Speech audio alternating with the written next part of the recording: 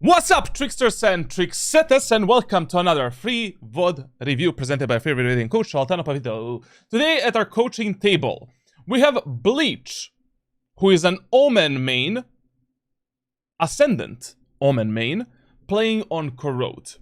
Now, for all of the people watching this live, the Corrode playbook, the general playbook and playbook for Omen, is gonna be finished during this week. But by the time that you're watching this video, it is probably already completed, so, you know, you can get it on my Discord server. Also, like, Bleach, I never... Surprise, motherfucker. Yo, Bobby, thank you for the Prime Gaming Summit, and thank you for skipping Jeff Bezos. Also, Bleach is the player that I've already coached once. We just did one session. You know, we did one-time coaching. I don't remember if we did any checkups, but we are... you know, in touch. Like, I'm reviewing his clips every single day, I'm answering on his questions, and he just won this, like, VOD review, through the giveaway on my coaching, on my Discord server, which you can also win. Like, for example, right now, Botsai has won a coaching giveaway. So, yeah, that's how he got this, this free VOD review. Also, when it comes to Bleach, as far as I remember, we did our one-time coaching like 4 months ago. He was a Hearthstone Diamond player, and now he is in Ascendant 1. So, he finally went from low elo player into a medium elo lobbies, and now is the time to teach the Bleach, you know, what are the next steps to go from Ascendant 1 to Immortal 3. Now, also, one more thing is that I never did any Corrode coaching with this with this guy. Like, by the time that you're watching this, he also doesn't have a playbook for Corrode, so only God knows what he's doing on this map. And during this VOD review, we are strictly gonna focus on his Omen gameplay on Corrode. Like, I'm not gonna, you know, dive too deep in some other topics, but we really wanna see, like, what he can do better on Corrode and on this specific agent. But before that, let's see what the Bleach had to say to us. I felt like I played this game very well, but the game before this one was also on Corrode, and I went 25-15 and also lost. So clearly, I'm doing something wrong.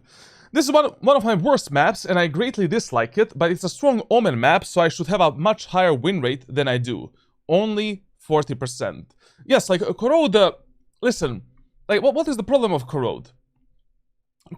Corrode map design is actually really good on the attacker side. But defender side is a problem for most players. Like, it's a fast rotation map with a very long rotations. If you rotate through the spawn, you need to predict where the enemies are gonna go at least 80% of times during your defender side. And mid control is mega giga important. So, yeah, like, defender side can be a bit timid, a bit, like, intimidating, essentially, and that's where the people kind of fumble most of the time. Now, when it comes to, like, playing Omen on Corrode, Omen is probably the best controller that you can play on this map in ranked solo queue. Like, he has an enormous amount of different outplays, enormous amount of different smoke setups, things that you can do, ways that you can support your teammates. Like, you just need to pick a right moment of time to perform these strategies, and you should be able to have, like, 55 to 60% win rate on this map. You know, same as on Split, same as on Bind, for an example. Like, so we'll see. Now, I've been working a lot on my mechanics with the aim training and strict warm-ups, all suggested from you, so my aim doesn't seem to be the problem. As it shouldn't. Like, basically, as already mentioned, we did our coaching like around 4 months ago. He got a full warm-up, customized aim training routine. Like, when it comes to mechanical skill, I don't expect to see as many problems as I saw 4 months ago. Like, you're probably having some mechanical problems still, you know, probably when it comes to peeking, taking fights, and stuff like that. What we're also gonna try to do during this VOD review is we're gonna try to see like which mechanical problems are still present in your gameplay, so that we can maybe make a new aim training and mechanical training for you. However, I would like pointers on instances where my crosshair placement is bad. Okay, we can focus on that as well. I've been working a lot on microing my placement on corners, but also I think I make bad decisions and I have bad positioning. Okay, I also think the way I think some fights is bad, so if you could help point these out, that would help. That would help. Okay. I also need suggestions on better positioning, better place, and specific harsh criticism on the plays I do make that maybe work but aren't good. Bad plays that work aren't good and all that. Okay. My mental is also very iffy. After my team threw the 1v3 on the Altered Clove, I couldn't get back into the game, it felt like, and had no impact. Listen, man. Like, we talked about this during our coaching, and I shared with you, like, document when it comes to mentality. Like, things that are out of your control should never and can never impact your mentality. In real life as well. You know, like, you get a cancer. It is what it is. We live to fight another day. You know? You don't give up and just die. I don't know, like, a random tree drops onto your car.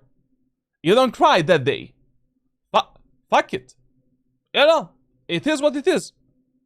It is what it is, like, bro. Like, you cannot impact that shit. Same as in Valorant. Like, your teammates lose 1 versus 3. If you were not alive to control that round, maybe it's your fault. Why were you not alive at that moment of time? Maybe we could have done something better before we left our teammates in a 1 versus 3 that they can lose. Maybe you can suggest to your teammates what they can do during that 1 versus 3. Tell them to play together. I know that backseat coaching is usually never a good idea in ranked solo queue, but if you see some kind of a good player and you can give your teammates a suggestion, do it. Why not? It's still a team play game at the end of the day. But just don't be annoying, because it can backfire quite easily. So yeah, that's kind of it. When it comes to tracker review, I'm not going to bother with that too much. Like, I already checked it myself. You're moving in the right direction. Win rate is there. Stats are there. Like, pretty much everything is getting, you know, progressively better. Of course, things can be better than they are right now. Such as, you know, the delta per round. Also, like, your performance with Omen on some of the maps can be drastically better. How you play some of these clutch situations can also be better and stuff like that. But things are looking pretty good. Like, you have kind of equal performance on both attack and defense, which is always a good sign. Above 50% round win rate percentage on both of the sides. So now, you know, we just need to see what you're lacking at this moment of time for you to get into Immortal as soon as possible. Now, I also want to quickly mention one thing. Like, this is something that I mentioned a lot of times in the last few years, but the agent that you're maining right now, in your current rank, at your current skill level, is probably not going to be your main agent that is gonna get you into Radiant. Like, yes, in Valorant you can one-trick a character and get into Radiant, it's no problem, but, you know, what would kind of be beneficial to you, for you, is that you maybe experiment with other characters as well. Because different agents can teach you different timings and different things about Valorant. You know, the Omen is like the Sauron of Valorant, like the all-seeing eye, like the best agent for the player's improvement. But now that you played Omen so much, that you experienced so many different situations, that you understand the game on much higher levels, maybe we can apply like one more main character and 2 alternative flex and fill picks that are gonna help you on the maps where you struggle with Omen, or where maybe you can solo carry with these agents on these specific maps easier than with Omen. So I would definitely suggest to you like that you maybe take a look into one more main agent for yourself, and maybe get 2 more alternative flex picks. Now, which agents you should try, we're gonna see, like, right now during a VOD review, like, I kind of forgot, like, what is your core playstyle and how you play the game. But maybe you can test something like Jett, for an example. Like, you played Omen so much, you probably developed your situational awareness through all of the coaching and through playing the Omen on very high levels. Maybe you should give a Jett a try. Especially because, as far as I remember from the recent clips that you share with me, your mechanics got pretty good. You know, raw mechanics. So maybe combining Omen with Jett would be a great solution for you to speed up your progress all the way up to Immortal 3. Now you can try some other picks as well, like we need to test something because our dude is literally the one-trick Omen minister, essentially. Okay, other than that, we can start with the VOD review. So, we're playing Corrode, we're starting on the attacker side, and same as on any map and how I taught you in our coaching, like we need to answer some questions that are important for us at the start of this match. So the question number 1. Which map are we playing? So we're playing Corrode on the attacker's side. On the Corrode, on the attacker's side, in the first 4 to 6 rounds, we want to persuade our teammates to play together as 5 and to do 5-man executes and strategies together. Now, on the Corrode on the attacker side, your number 1 priority and default bomb site is B site, number 2 priority A site, number 3 priority mid area of the map. Essentially, just a moment. My ultimate is ready. 30 seconds left.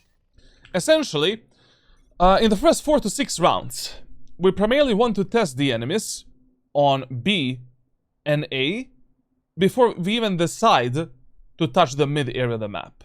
You know, try different variations of 5-man executes and fakes as well, and see how the enemies are gonna respond to that. Because if the enemies don't have an answer to your 5-man executes, and also their retakes are kind of shit, they're absolutely fucked. Like there's just, you know, there's nothing they can do, and we can just keep abusing, you know, default executes to win that specific match. Now, fucking mosquito, man. Now, if your executes are not working on Corrode, like same as on Split, we instantly need to get into some kind of a default mode, where we need to fight for the mid area of the map, and maybe do some kind of a splits onto the A site and B site. Now, on Corrode, you know, once we start the match, we also need to take a look at the team compositions. So, when it comes to our team comp, one problem of your team comp is that you don't have a real dive agent duelist. Like, I mean, Yoru is a dive duelist, but, you know, he doesn't have a dash, he doesn't have satchels, and he needs a preparation moment of time. So, during this match, you will have to act as a proxy duelist in almost every single round. Like, taking the space for your teammates and doing a variety of different executes. Also, like, that's like our biggest mistake on the attacker side. Everything else is covered by Vice, Deadlock, and Fade, so that's fine. When it comes to the enemy team, like, they have a pretty, you know, standard ranked team composition for Corrode. Like, literally, you know, they're not really lacking anything, or they don't have something that we can specifically abuse on a defender side. We just need to figure out where the Cypher is playing, what type of setups he has, and what should we do about it. Now, on Corrode, usually, if enemies have one hardcore sentinel, so you see that enemies have, like, for an example, Cypher. A bit better idea, like, probably the best idea that you can do in the first 3 rounds is that in the first 3 rounds, you do a 5-man push onto the A site. Variety of different executes on A. And then in a 4th round, we can maybe do some kind of a fake once we apply enormous amount of mental pressure onto the enemies on A site. Once we notice that enemies are rotating a bit faster and they realize that we're just pushing together as 5.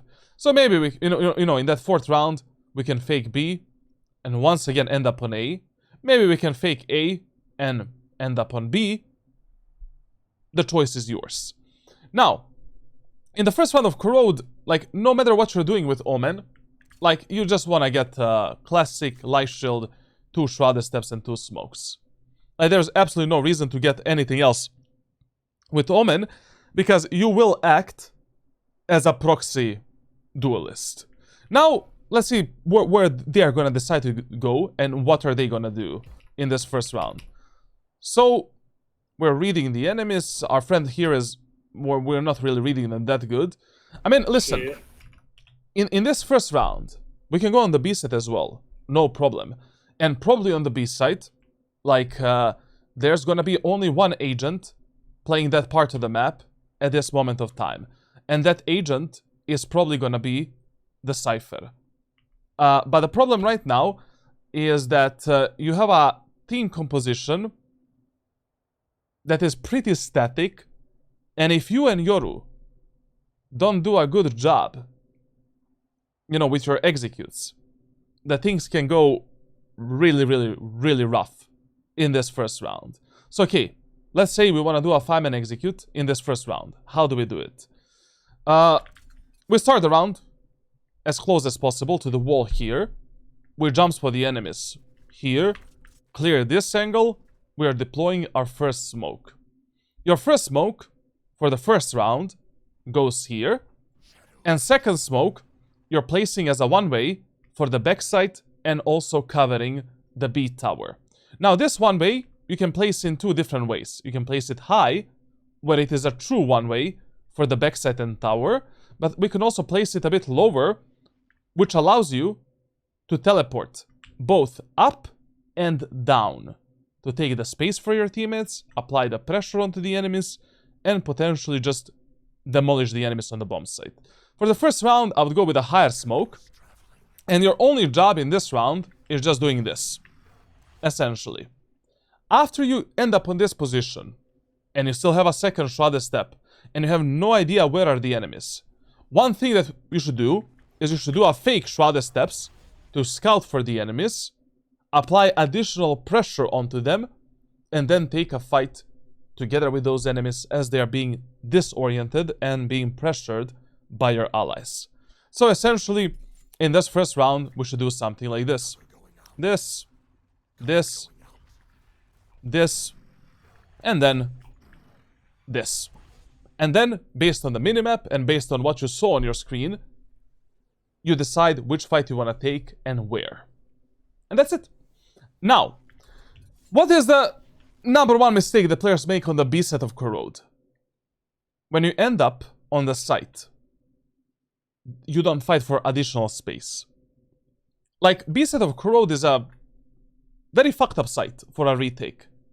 If you do one thing, and that one thing is taking the CT and elbow control.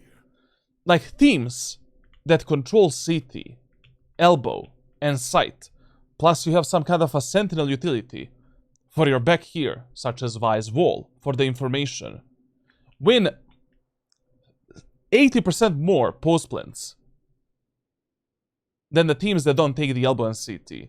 Like, then you kind of just narrow the enemies to come to this small choke point. We can just keep them there with one smoke, with utility. We can fight up perfect reflex setups. We can also fuck them up from tower as well. And the post plants are like 10 times easier. Now let's see what our friend is going to do and how this is going to look like. Sup, so well, see you, man. Voidy, welcome. Can we put a higher quality on this? Oh, shit. Oh, shit. Place a Cypher trip here. Fatty, I feel nasty. Cutting through. My bad. Listen. In the first round, you should always do a fast 5-man execute and fast 5-man push. If we already decide to go B or A, for an example. Reason is very simple. Like, I have absolutely no idea what are the enemies gonna do here and here. What if enemy Valley in this round maybe use the reflect to clear the whole Amen area of the map? What if the enemies took the whole mid area of the map? I mean, if they take this map control from you in this first 15 seconds, you won't know about it. And, you know, enemies can go for a fast pinch, fast flank, fast lurk, make a sandwich out of you, and they can just... Right, at this moment of time, we might be fighting, like, even 2 enemies on B side, or even 3, I don't know. God knows what enemies did on mid and A. First round, don't gamble it. If you already want to go B, fast, time, and push onto the B side, don't play on contact. It's just way too much of a gamble. Flashbacks, right? Here we should be going out already, like, I don't know. This is so slow, man. You pushing this? Batty, And flash in. Ready, 3, 2, 1, Mark 2. Now listen, if you're doing the smoke setup that he did right now is a default smoke setup. This type of a smoke setup, you know, first the smoke for tower, it should look like this.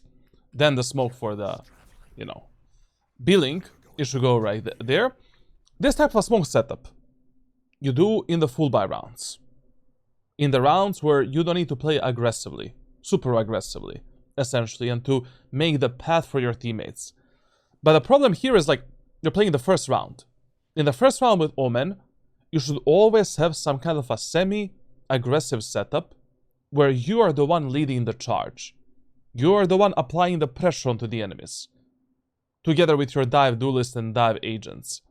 Because if you don't do that in the first round, only God knows what's gonna happen here.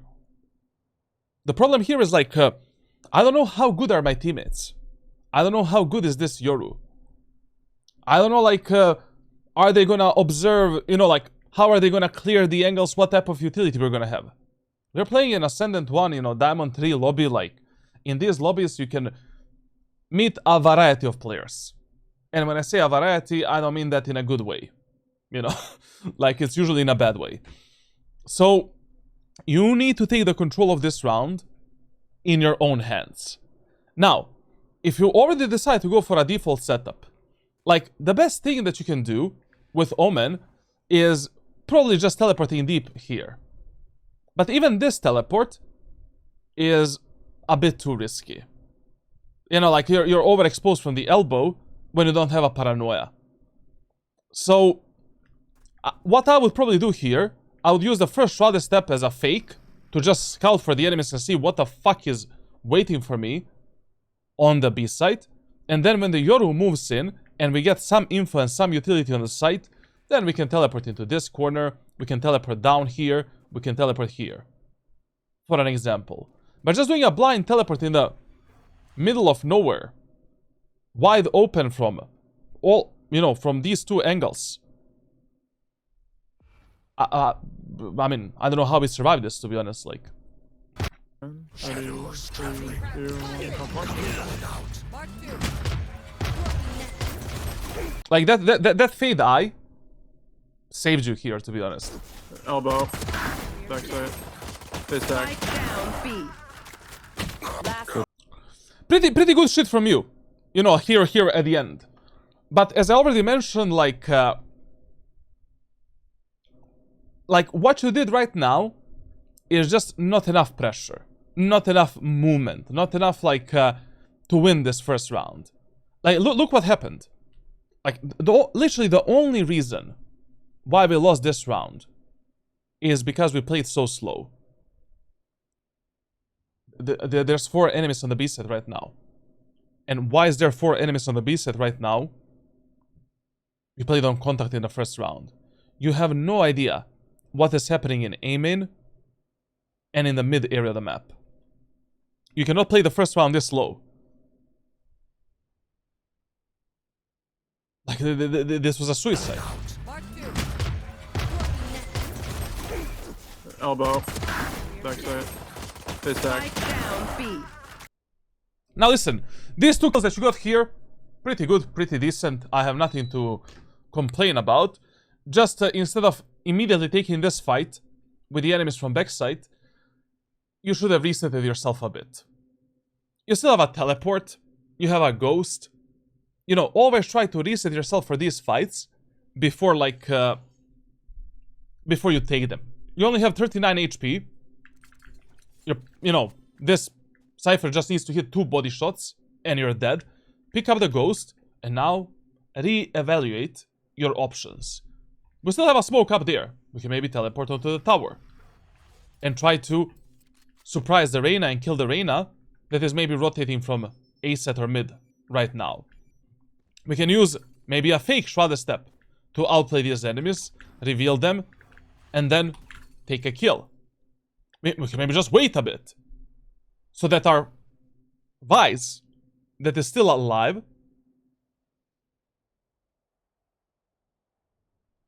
comes with us, you know, and we play together some kind of a refrag or a crossfire setup. But immediately swinging into this fight when you're not ready for it and you know that 1 or 2 enemies are behind you, you know, this was a suicide. But as I already mentioned, like, for an example, like in this round, if you did what I told you to do and if you did a 5-man push, like, I guarantee to you that you would have killed this guy before the enemies rotate, before there's like 4 enemies on the bomb site, and before, you know, 2 of your teammates would still die, probably. But I think that, you know, this Deadlock and Vice would have stayed alive, and that would have allowed us to play a proper 3v3. Now, so, the main problem with this round is just why the fuck we played that slow. And why didn't we do some semi-aggressive play to cover more angles for our teammates, like the backside and tower, and the link, while applying enormous amount of pressure.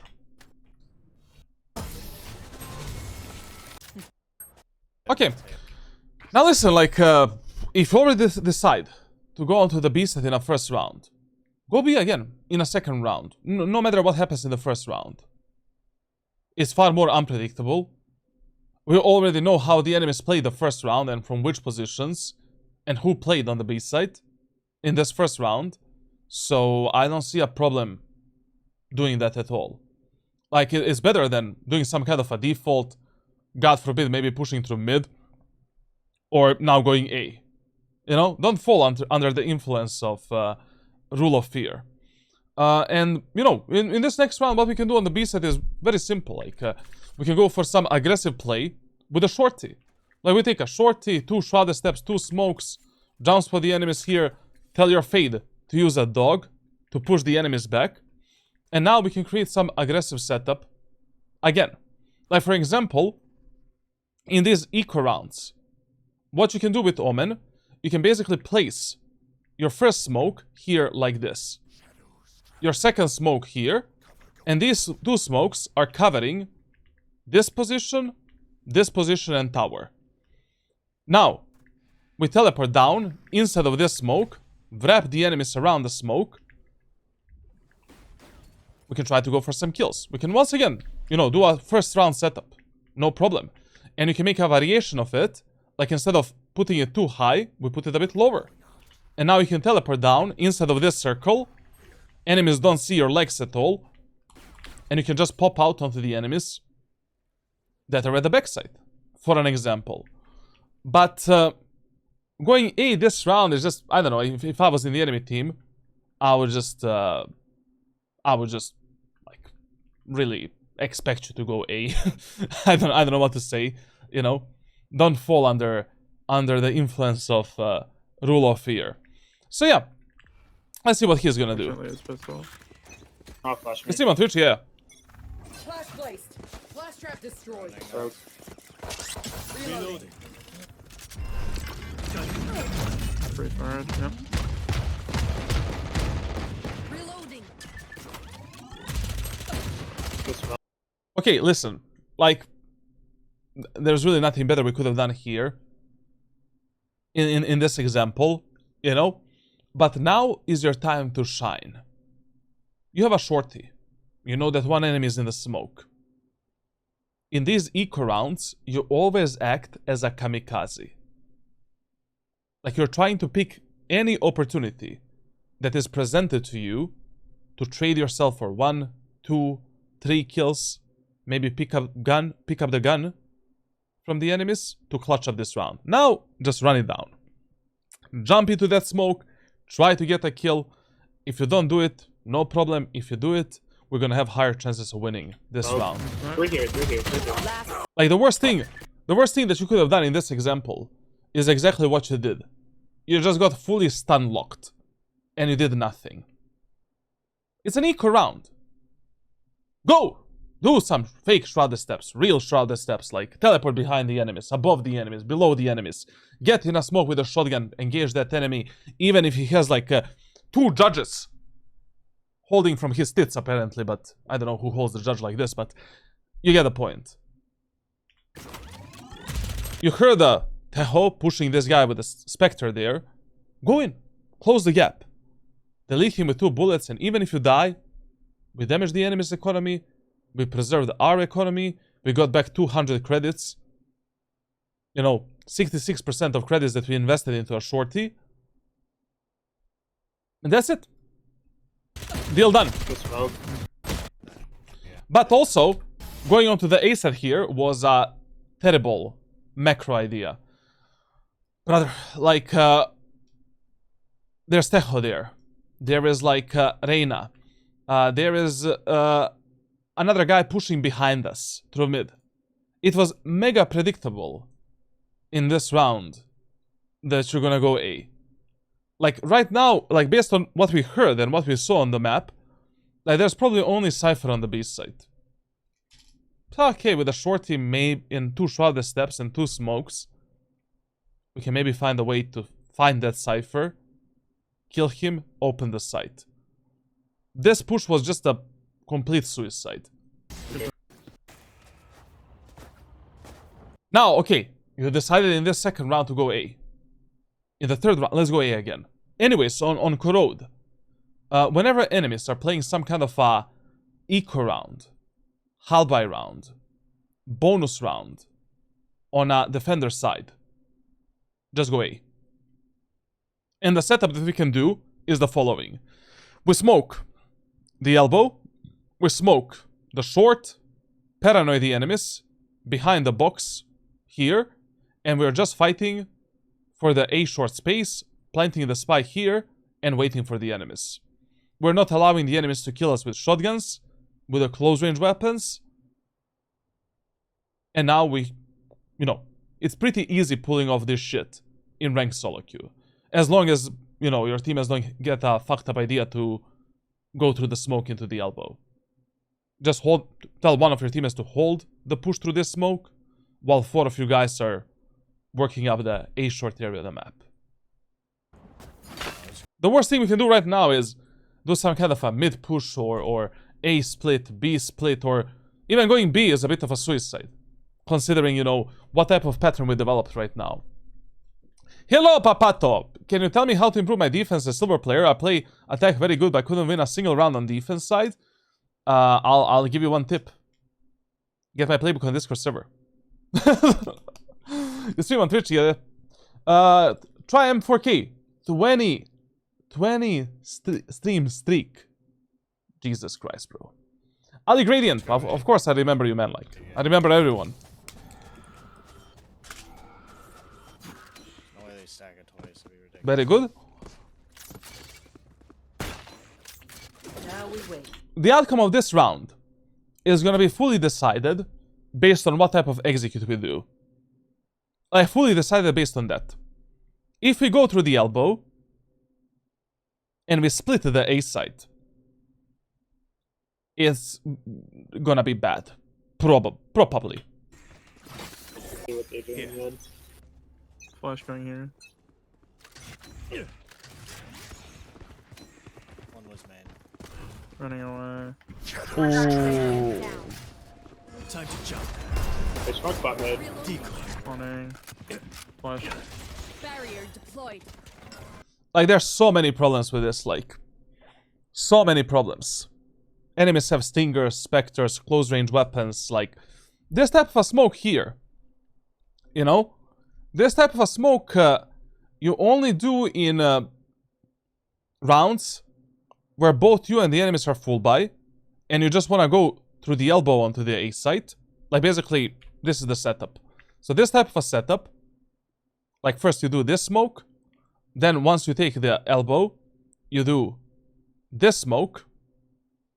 That type of a setup you do, like, mostly, like, when you are maybe playing some kind of an eco halberd bonus round and pushing A, when both you and the enemies are full buy, and you just want to fight through the elbow, which is okay, it can work, absolutely. But in a round where the enemies are eco, halba and bonus, this smoke is, and this type of an execute is mega dangerous. Like, even with this smoke here, enemies can play with the shotguns, like, on so many different positions, with the Stinger Spectres. You allow the enemies from the short to rotate, get onto this position, like...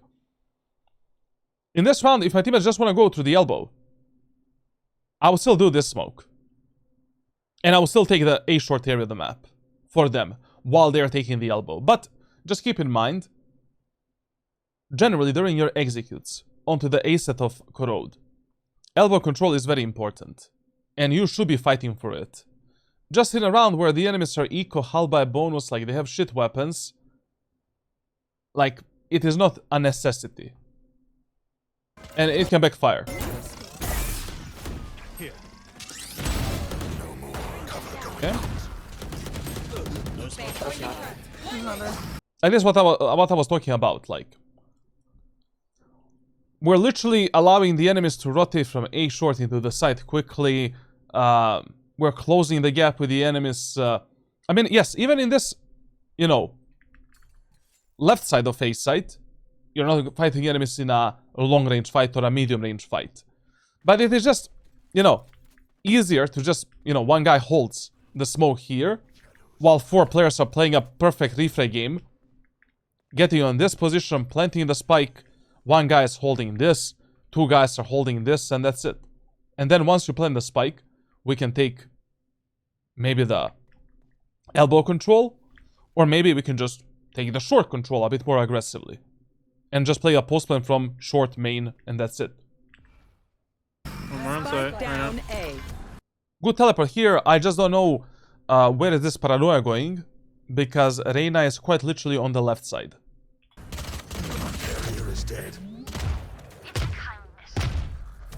There's DP. Good. Listen, if you're already planting the spike for the A short, plant it all the way here. Like, basically, on this edge. The thing is, like, when you plant the spike like this, you know, it's fully visible. Enemies cannot hide around any corner, any angle on the site.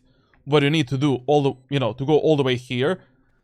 Even from this position, you see how much the spike is being diffused, and if it is being diffused, it's easier to play a post plant.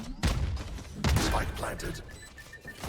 One enemy remaining. Good double up here with a deadlock. Very good decision making. Very good team play. This is what we were teaching you in the previous months. Very good. Oh, shit. Both done. On site. You're good. 2v1. Have sensors. Let's hold.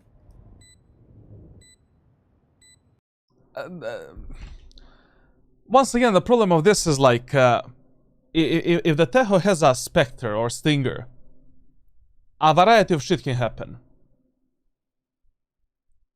Like, I just don't... Yo, Alk! How are you, man, bro? Did you get the money from the tournament? I didn't catch up with the Frost. So yeah, basically, like, the problem of this round here is that this Tejo has a close-range weapon. So why are we closing the gap with that guy? Plus holding this statically and crouching down. I mean, like, sure, you know, when you're in a 2v1 against only one enemy, you can play a double tower setup, improvised double tower setup.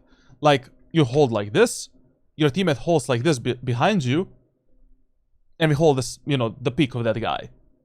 But in this one, there's no reason to do that. Spike is planted there, we see it from the short, we know that Tejo is on the bomb site. All we need to do is this. While deadlock, is doing this. We can fight long, we can fight on site together, we have a lot of cover, a lot of room to play around. This round is practically over for the Tejo. Yo, Papetto! The A to Z challenge is all the agents from start to finish. Yeah, basically like, what we're gonna... We're starting with that challenge on the next Thursday, I think, or Friday. So basically, I'm gonna play every agent in Valorant, starting from Astra all the way to Yoru. And I need to win a game with that agent before I move on to the other one. So I just don't know how much that is gonna take us. Like 1 act, 2 acts, 3 acts, God knows. Last player standing. Also, you know, this was the problem as well. Like, because you were fully locked onto this angle, we cannot play with the deadlock as well. Like, deadlock should have been holding this. You should have been holding this. If an enemy is there, bam. If an enemy is here, you can hide, reset yourself. Deadlock, Tejo is on the spike. Deadlock comes, we swing together, deadlock is dead. Pay attention, like, during this 2v1 post plants, usually, there's only 2 things that you pay attention on, like, in FPS games such as Valorant and CS2. Like, enemies' position, where the enemies can be at that moment of time, and what type of a position you should hold together with that last remaining teammate. Like, you want to create some kind of a crossfire setup, or a perfect reflex setup, and that's it. Like, it doesn't matter at the end of the day where is this Tejo in this part of the map right here. Who cares if he goes elbow? Who cares if he is A short? Who cares if he starts defusing the spike? We're just waiting for him to tap this spike to take that fight together. I don't complicate these scenarios, and you just, like, you have all of the information that you need. You know that Tejo is on the site. You know that he can be on site and elbow. Control what this deadlock is doing. Like, try to use her life. Or do MVP with the agent and move next. That's not gonna happen. At least not with Astra. Last player standing.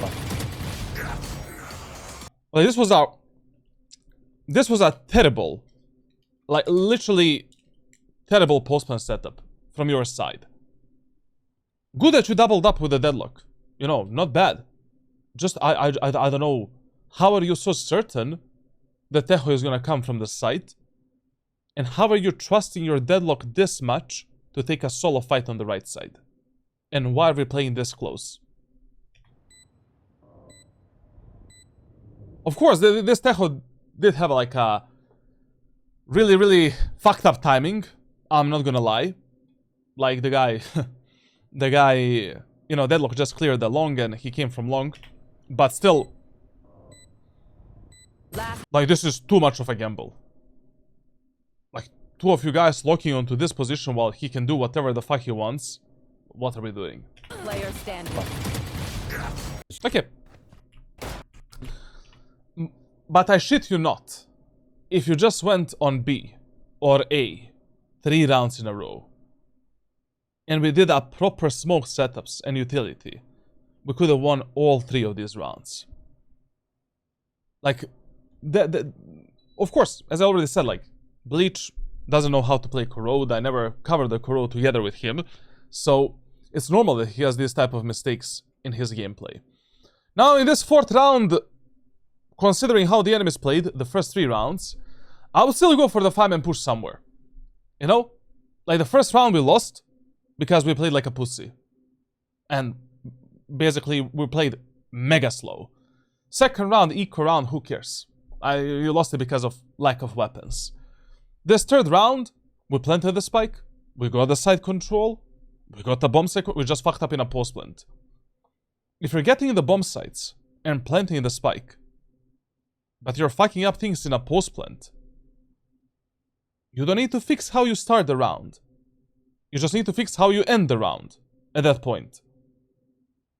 So here, like, once again we can go A, no problem. With identical setup if we want to, because it's an eco round, you know, we can do what he did in the previous round. But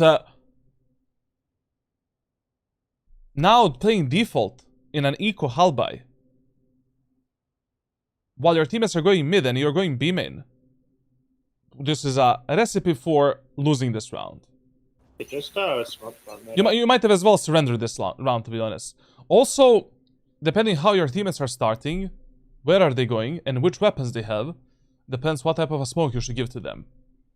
Like right now, if I have 2 or 3 teammates going through mid, fight with them in mid.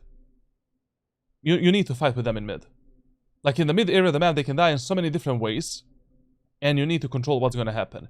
And because we're playing some kind of a halbay with very bad weapons, if my teammates want to go mid, we need to give them this smoke. And usually in these type of rounds, you know, when you have only a Sheriff, Stinger, Spectre, even a Bucky, like what you want to do on mid area of the map is the following. Like you start the round on the right side here, instantly put this type of a smoke on mid here. Bam. Teleport on the right side of the smoke in this cubby position, and now you can scale up. You can maybe reveal the enemies, fake them.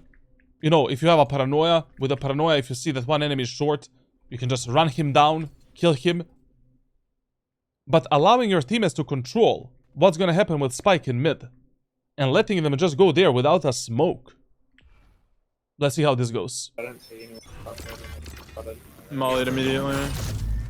Okay, we did a smoke, but the problem, like, this type of a smoke, you should do in the rounds where you're playing a full buy round. Where we can actually fight the enemies that have the Operator, Outlaw, Vandal, or whatever the fuck in this area of the map. But now, let me see the economy of the team, like... Make some noise B. They'll just Okay, I mean, they have Guardians and Vandals. I mean, it's fine. But still, with a Stinger, take the space. Pressure the enemies on mid. Take more space at the top mid. Fuck up the enemy in the A short. Why are you even starting in mid? In B main. If your teammates want to go mid. I have the spike. 134? Well, now we got a gun, at least. Targets. Our spike's down. Remember, like, our friend right now said, what the fuck? But this is not a moment of time where you say, what the fuck? This is a moment of time where you say, how the fuck did I autopilot so much in this fucking round? Like, that's what you say at this moment of time. Like, basically, one rule that you follow in ranked solo queue is, and a very simple rule. If you have 2 or more teammates that want to fight for a mid area of the map, especially if the spike is going there, you always play with your teammates in mid. They always have the absolutely highest chances of dying compared to your teammates in the B main and A main area of the map. They can make an enormous amount of mistakes. From the fights that they pick, from the angles that they clear, from the utility that enemies do. Timings that enemies can take to fuck them up as well. Like, you cannot just let your teammates, random solo queue teammates in Diamond 3 and Ascendant 1, let them do whatever the fuck they want in mid. Play with them. Take the mid control, clear the mid, and then from this mid control here, we can decide what to do next. Do we want to go A? Do we want to go B? Do we want to reset the round? We have plenty of options. As long as our teammates stay alive and we keep the numbers in check. Spike down mid. Shadows traveling. Go ahead. At least we baited out the Thejos ultimate. Like, this is probably the top 10 useless ultimates ever used in Valorant. So you're 5v2 in an anti-halbay round, let's call it like that, and you use the Thejos ultimate. Okay. This is pretty much a W for you. Now listen, even though this round is grim, you know, we're 2v5, it's pretty hard to win this shit, we can still pull it out of our anal cavity. Like, right now, what we can do with Vise, we can try to walk up into the B site. Try to kill that Valet that was playing B with the ultimate. Pick up the spike, and maybe we can win a 2v4 post-plant, like, if we play a bit more aggressively and we get more picks, maybe in the CT, elbow, etc, etc. But the worst thing that we can do right now is just, you know, force these middle fights. You know, once again, fight like, you know, 2v4 or 2v5 on mid. Enemies have a spike. You know, majority of the enemy team is gonna play around this area of the map now. Minimum 3 or to 4 players. Minimum! You know. So, yeah. My blind is dead. And this smoke here was actually pretty good, in my opinion. Like, I would have done that smoke while taking the B-man space, to make the enemies think that I'm coming for the spike. And we slowly walk up into the B-man area of the map, deal with whoever the fuck is left on the B site, and then, once we kill that guy, ultimate, take the spike, plant it wide open, where you see it from every single position, like maybe here, from the tower, from the elbow, from the main. And we can maybe win this type of a 2v5 round. Wait for this.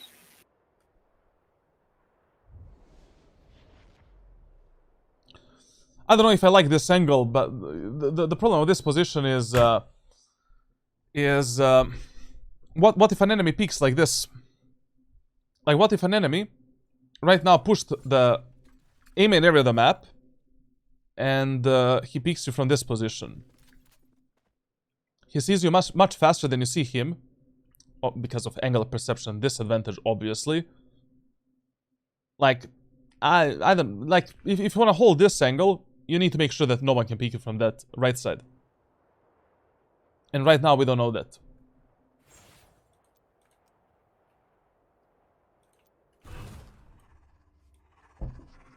Cover going out. Just fight the into opens.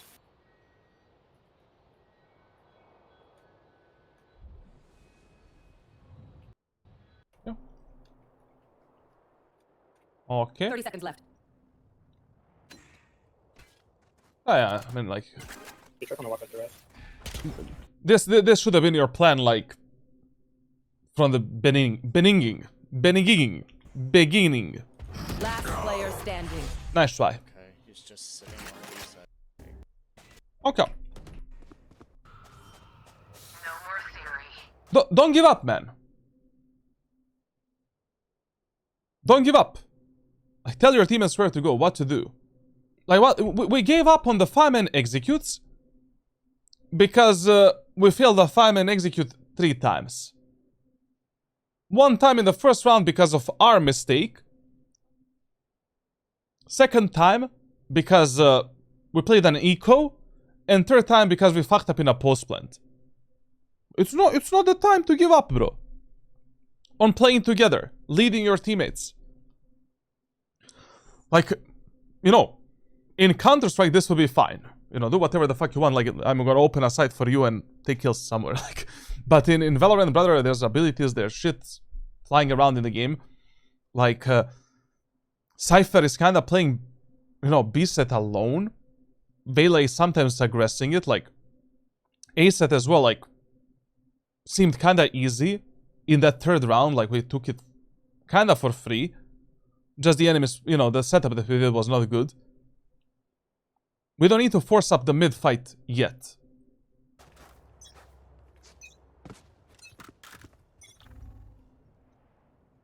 Tell this deadlock, like, deadlock, brother. It's okay, man. You can lurk in maybe the next round.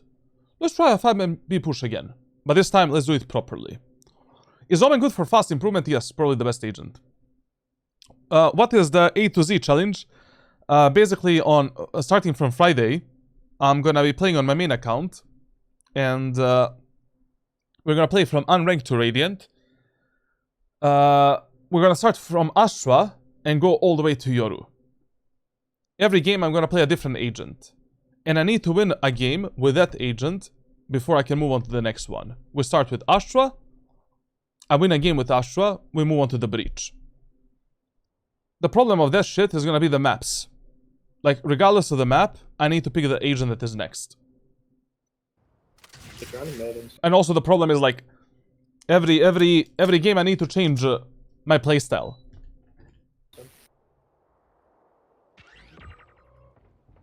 Breaks by cans and reset. Listen, this is a pretty common mistake from a lot of the players in Valorant.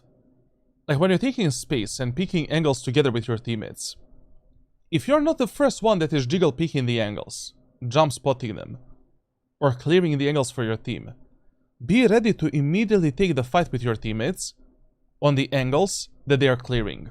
So, look at this for an example. Like, this is how we pick the beam and area of the map. Breaks by cans. This was horrendous. Like, this was terrible. Like, if I'm already gonna play this close to the wall, and my Yoru is doing this, bop, bop, you know, clearing all of this, you're standing close to the wall, placing your crosshair on every single angle where he can get the fight. So if Yoru does this and he sees an enemy there, you swing out, maybe with a crouch peek, maybe with a small jiggle peek, you're ready for that fight. Yoru sees an enemy there. We are ready. We cleared this. He's now doing this.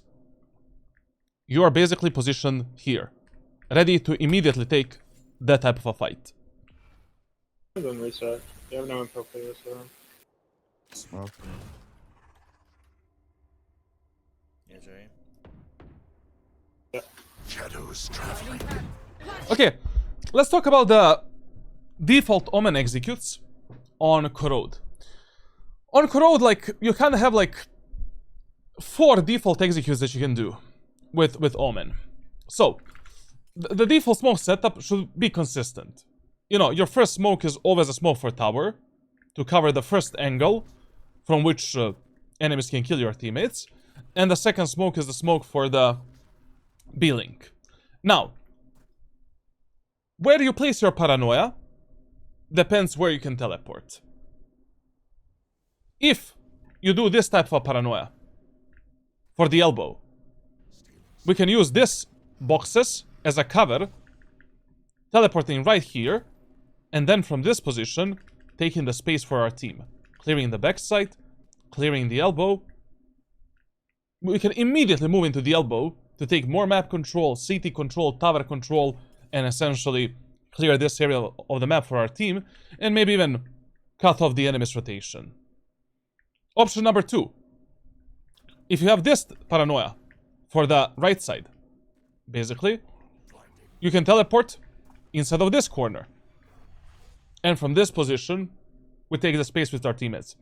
Just remember that you never want to get stuck in this position for too long. Like, you want to stay here for while your teammates are scaling out, and then immediately scale out with them to take the elbow, to maybe, you know, drop down, take the site, clear this box, take the space with them. Option number 3.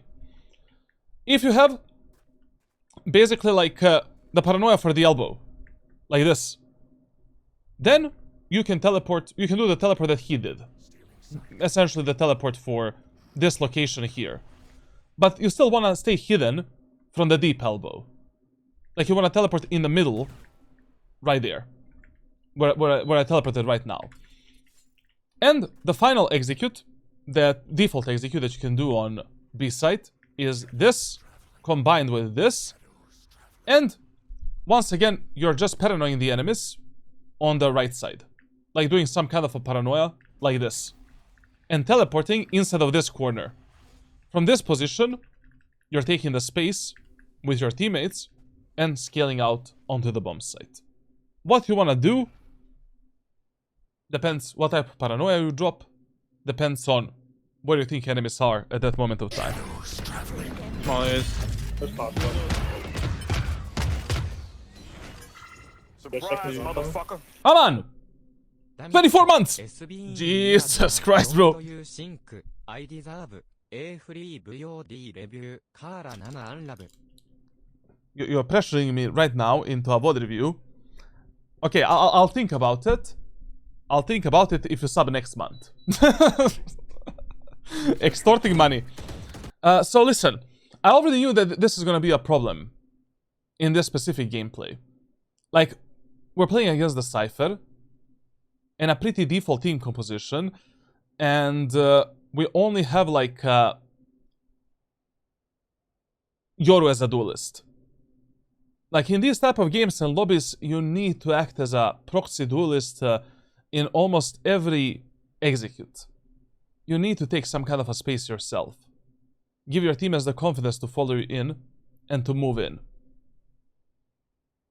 If you don't start doing that,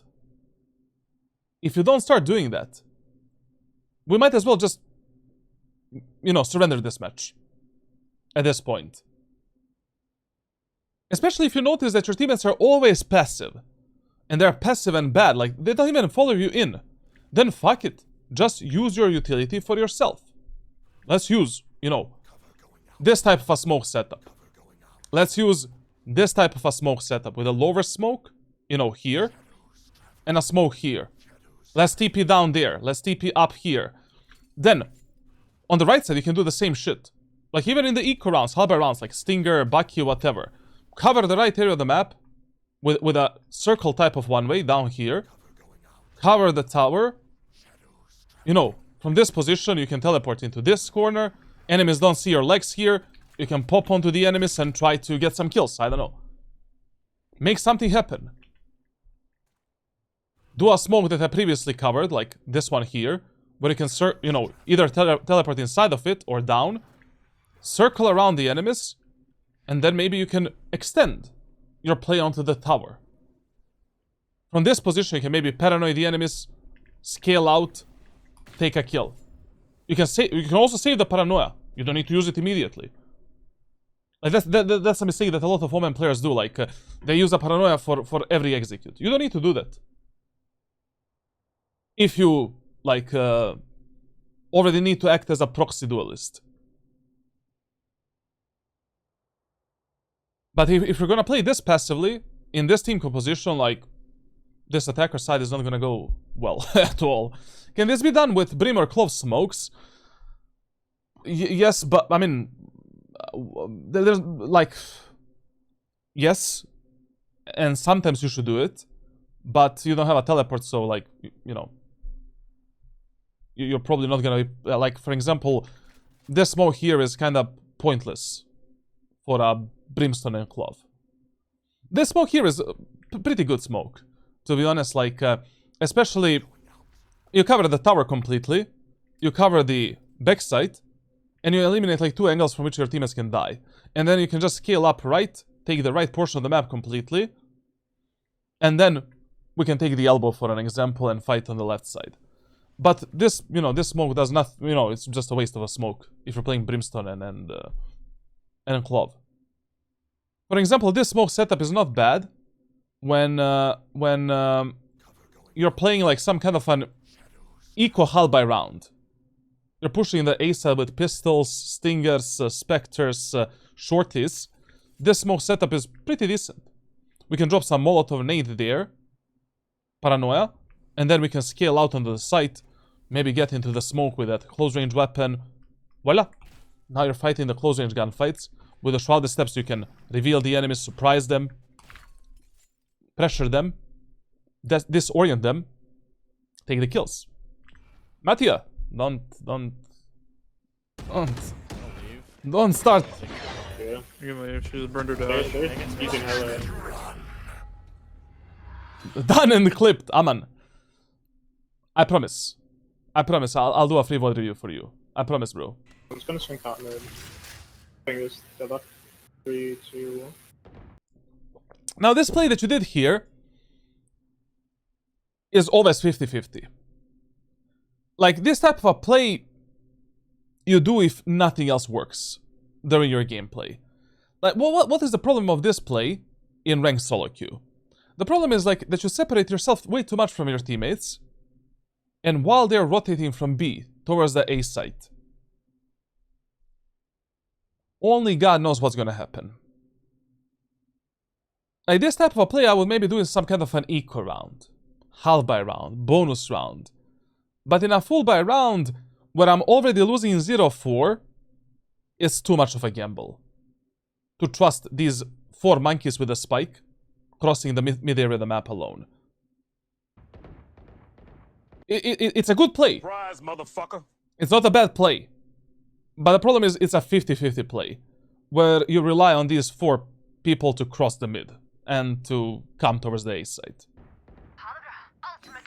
But considering, you know, that we didn't go for an execute, that enemies are rotating super fast, and that pushing B was not an option, well, it's okay. At least we do something. At least we did something. Like, we're proactive, we're not just passive potatoes. It could be close to us. What the fuck? Dead. Did you clear over? And I think here you should have played a bit more on a trigger discipline. Maybe one more enemy is there. Maybe, I don't know.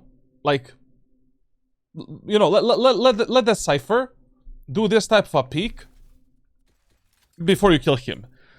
You know, exactly when the Cypher is ready to kill your Fade, then kill him. Why not? Maybe you're gonna hear the footsteps of one more enemy here. Maybe one enemy is already there walking. You just never know how fucked up enemies are in their brain and what are they doing in ranked solo queue. But okay, I mean, good play by you, as I said, like just a very 50-50 type of play.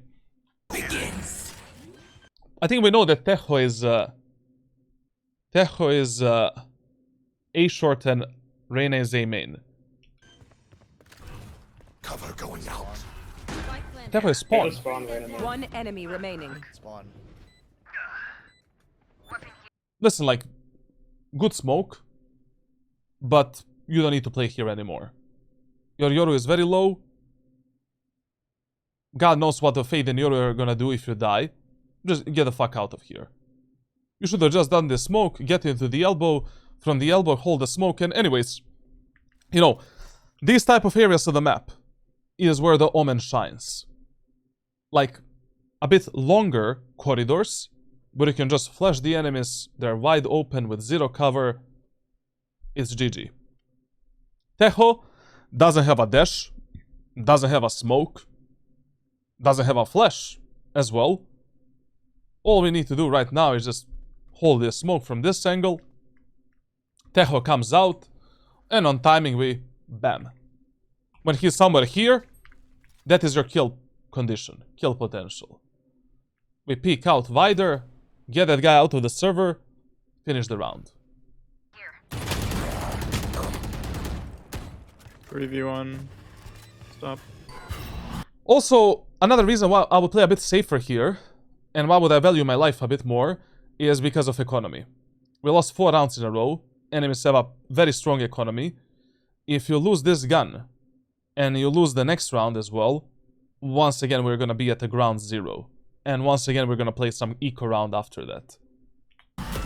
Like, the objective of this round is not only to win it right now, we need to win it by nobody else dying from our team.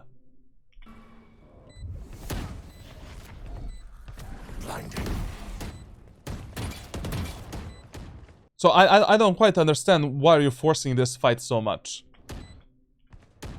I don't doubt at all that, you know, they're gonna win this round 100%. Like, there's no way that this guy clutches it, but just, in terms of economy, it doesn't make any sense forcing this type of shit. Okay. Fade. We. Now listen, like, when you're executing A site, I'm just gonna recap one more time. You have, like, a few variations of executes that you can do. First one, and a default one, is like, we smoke the A short here, we fight for the elbow control, we leave one teammate here in the smoke, while 4 players are going through the elbow. And we're doing a 1-4 split, essentially. We can smoke with the CT like this, if you know that nobody's behind this box, or we can smoke with the CT like this. when they smoke CT, when one of your teammates crosses this line right here. And that's it, essentially. And Paranoia you can use either for elbow, while you're taking space, or you can use it later for the bomb site from the elbow. Now, second variation that you can do in the full buy rounds is the one that we already showcased, like you smoke elbow, you smoke A short, first the elbow, then the A short, one teammate is holding the peak from this smoke, you drop a Paranoia practically from this position for the either towards the A short or towards the enemies that are in this area of the map. We take this position, then we take the site, then we plant the spike here, and then you have two decisions to make. Do you want to fight aggressively for A short, or do you want to go back and fight for the elbow control? Now, the third thing that you can do, especially if the enemies are just full eco hull by bonus, we can just smoke the short, and we can do some kind of a 2-3 split as well. And once again, we're doing the smoke towards the second smoke towards the CT. There's not, you know, you don't need to figure out anything else. Now, if you need to play a bit more aggressively, you know, you don't have that many options on the A site. A site is way too clean. Most of your outplays on A site are not related to your smoke, but they're related to how you use your Paranoia to flash the enemies and take the space. Like, there's not that much that you can do with Omen, you know, on a bomb site that is built like this. Fade, we Now we wait. Oh man, I don't want to burn it.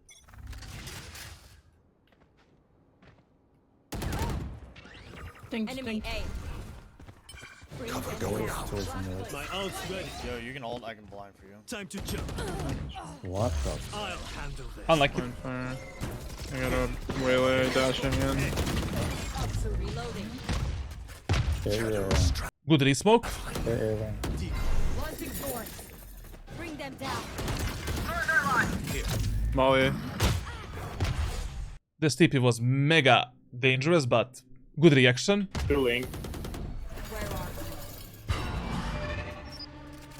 He could be up behind you. Spike carrier's dead. I got the spike. Spike down A. Stealing sight. I think here, like, you wasted an enormous amount of time doing absolutely nothing. Like, we could have scaled up a bit faster, definitely. Now, listen, man. This right here are the thorns from your vise.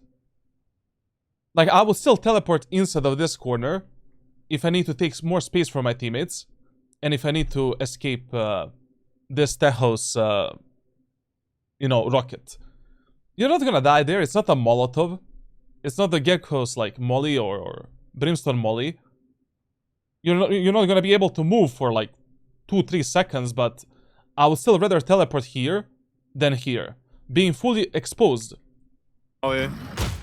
from the site, while you have no fucking idea if the enemies are on the site. Doing.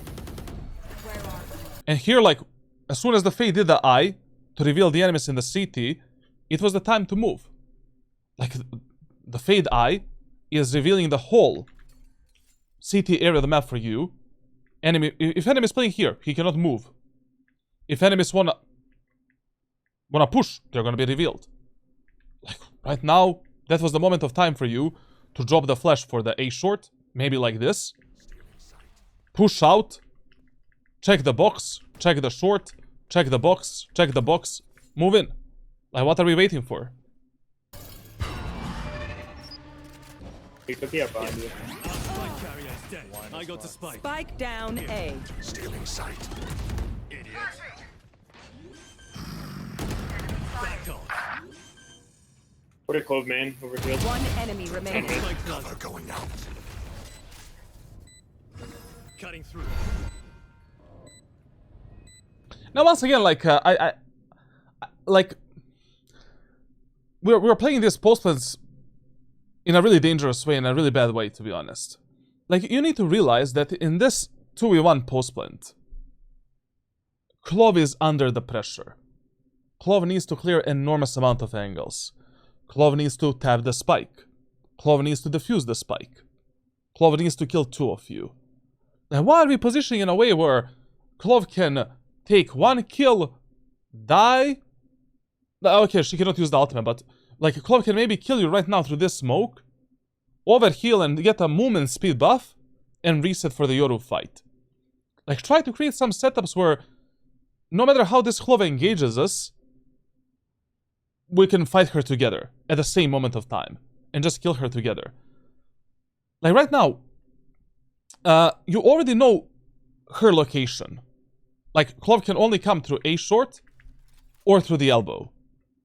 And at the moment of time when the Clove taps the spike, you know exactly where the fuck she is at that moment of time.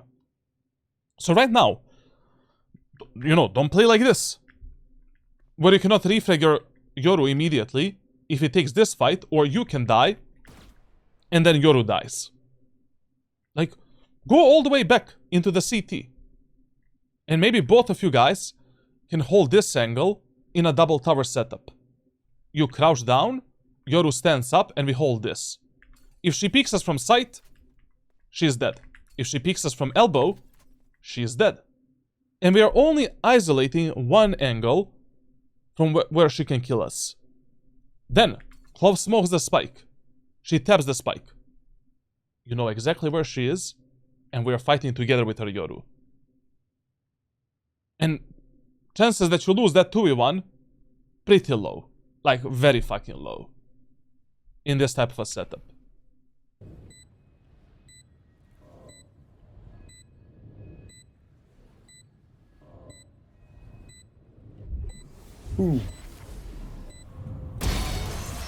Okay. We got a bit lucky there. That she was playing like a pussy. They won't rotate. Clove, female confirmed. Okay. Now, I genuinely don't know what is the plan in this round, so I need to listen to the comms. I don't care if there are 5 of them or 50 Alright. of them. Let's go. They're looking a lot better. I can buy you, Vise. I need a weapon. I appreciate that. I can buy for you. What do you want? You guys want to Good fake luck. towards B and then go A? I can buy for you. Yeah, I'm down to dump by Salt on B. Now we wait. Okay, so we're doing fake B go A strategy. Is that a good strategy right now? Absolutely. Why? Enemies are rotating super fast. On the first contact between our team and enemy team, they just do a fast rotation. Good, very good. But you never want to fake like this. Like this fake that they're doing right now is in ranked solo queue. You're gambling too much. First of all, especially with Omen, you should never be the guy that is faking the side push. Who should fake the side push right now? Fade and Yoru. Why Fade and Yoru? Because they have so much utility to pull off a successful fake. Yoru can also TP into the bomb site, pressure the enemies, and you can still give them 1 smoke from the A site towards the B site. And you give them only 1 smoke. Right now, maybe on tower or B-link, it doesn't matter, to be honest. And your job with Deadlock and Vise is to slowly take the space in the A main area of the map on the contact between Yoru, Fade, and the rest of the enemy team on B side. Or if you hear the footsteps of the enemies, like, you know, that are running away from A side. Like, basically, during the fakes, what these players with the spike do, like, you know, you Deadlock and Vise, is far, far more important than what these 2 guys do. Like, what Fade and Yoru need to do, they just need to send it. Like, you give them a smoke for the tower or B-link, one of the smokes, it doesn't matter, like, you can do this one way, for an example, and they just need to send it with utility and try to maybe get 1 kill or 2 kills. Yoru can also TP away towards the A set later. But how you take the space here and when is far more important. Because if your team has showed the spike to the enemies here, before we make a contact here, what type of a fake is that? Also, imagine a scenario where you fake the B site and your teammates on aim and dine with the spike. We have the full B site control. And you didn't play with the spike. And now I need to go all the way to the A main to retake the spike. And the round becomes 10 times more complicated. Always play with the spike during these fakes. Alright, let's fucking do it. Yeah, let's fucking do it. I think that'll be a good bait.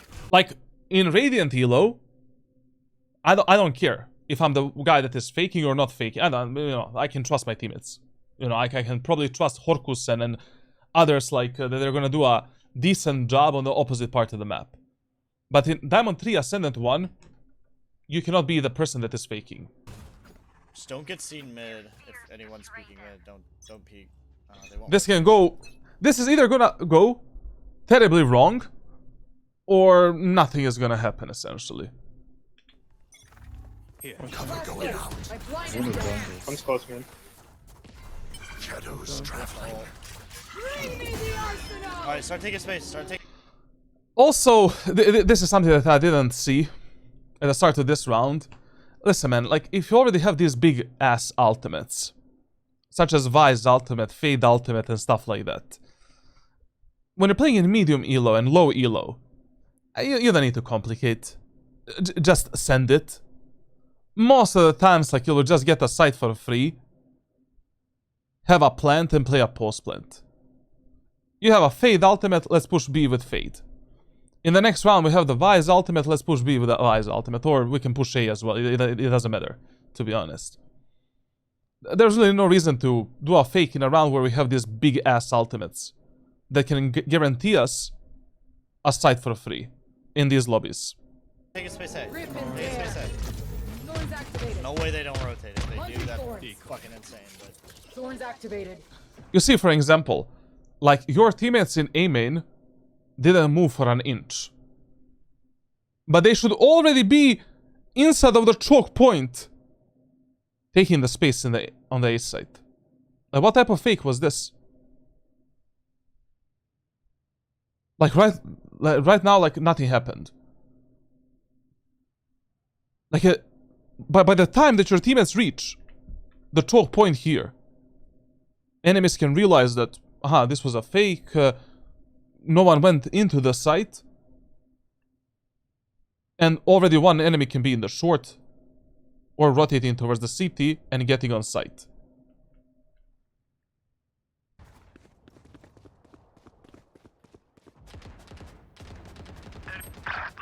I mean, don't get me wrong, there's probably already 3, maybe even 4 enemies on B site. But how your teammates are gonna deal with that one enemy on A site right now, or maybe 2 enemies. Wow, We'll see. 64. My bad.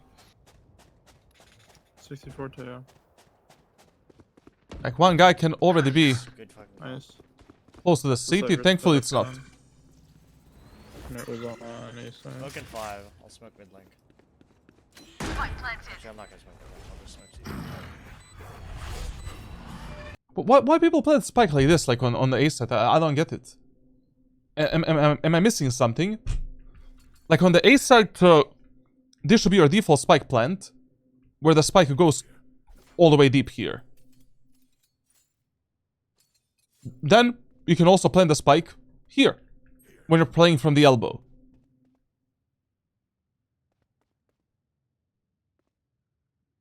I don't know. It doesn't matter, I guess. It's not that big of a deal. I think mid lane right now. They're mid. Their grave. Reeling them in. Once again, man, if you already have a paranoia, don't be way too repetitive, and don't play behind this smoke, so many times. Your main kill potential with Omen is in these big-ass corridors.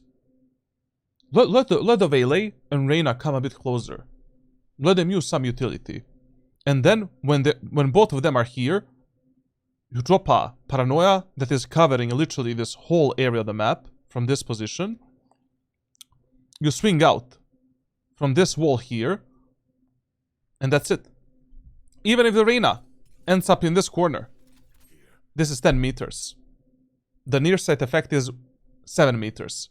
So basically we cannot peek from this angle. We can do a paranoia. And do an instant peek from this angle. 2 free kills, easiest kills of your life. You move on with your life. And support your teammates in short. One enemy remaining. Dead, I think. One Res enemy mid. remaining. Hey, Yeah. Okay. have your wall. Or PT, sorry.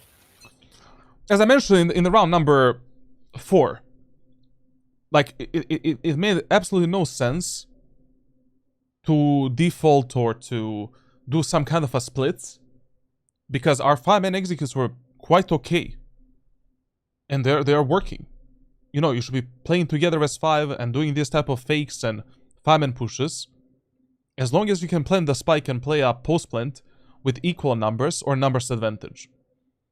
Like, personally in this match, I don't feel that enemies on a defender side are doing something special. I mean, that they're so hard to push off from the sides and to play a perfect replay game. VV Snussy, thank you for the rose. I mean, that's a fake rose, but... okay, so... I would just continue doing what's working. Why not? Plus we have a Fade ultimate, a big-ass ultimate, that we can use for the B-set execute or A-set execute. Listen, if your teammates are starting on mid, you need to be ready to give them some kind of a smoke. Like, if you don't know what's gonna happen on mid, like, you don't know how your teammates are gonna take a fight here, in a full buy round, just give them this smoke. Just give them this smoke. If the call is to do a B split, smoke off the short area of the map, and just focus on clearing the top mid and going on to the B side. If you're pushing mid in some eco hull by bonus round, do this type of a smoke that also allows you to TP in here, and then, I mean, you can engage enemies in so many different ways. If you need to do some kind of a play, you can smoke both of these positions, take the full mid control, and then try to fuck up the enemies alone, somehow. Alright, well, I'll do smokes for... Cover going up. OMG, I'm sorry, I just have... I'm on a lost streak, six games right now, but I feel like I can't perform like I want because I'm sick, so I stop now. No, like... Whenever I'm sick, like, that's the time to play a bit of League of Legends. A bit of mobile games, to be honest. What do you think of Viper and Brimstone double controller on Corrode? It can work, but... personally, I'm a really big advocate of not using a double controller setup until at least Immortal 3. Because with a double controller setup, you need to play a bit smarter, a bit slower. You need to control the map. You need to have teammates that can use an inch of a brain power to realize what we're doing. Like, usually in ranked solo queue, it's better if you don't play a double controller setup. Like, you will just have higher chances of winning your games. Viper and Brim are pretty good, like, on this map. But pulling that off successfully in low elo and medium elo as well, it can be a task.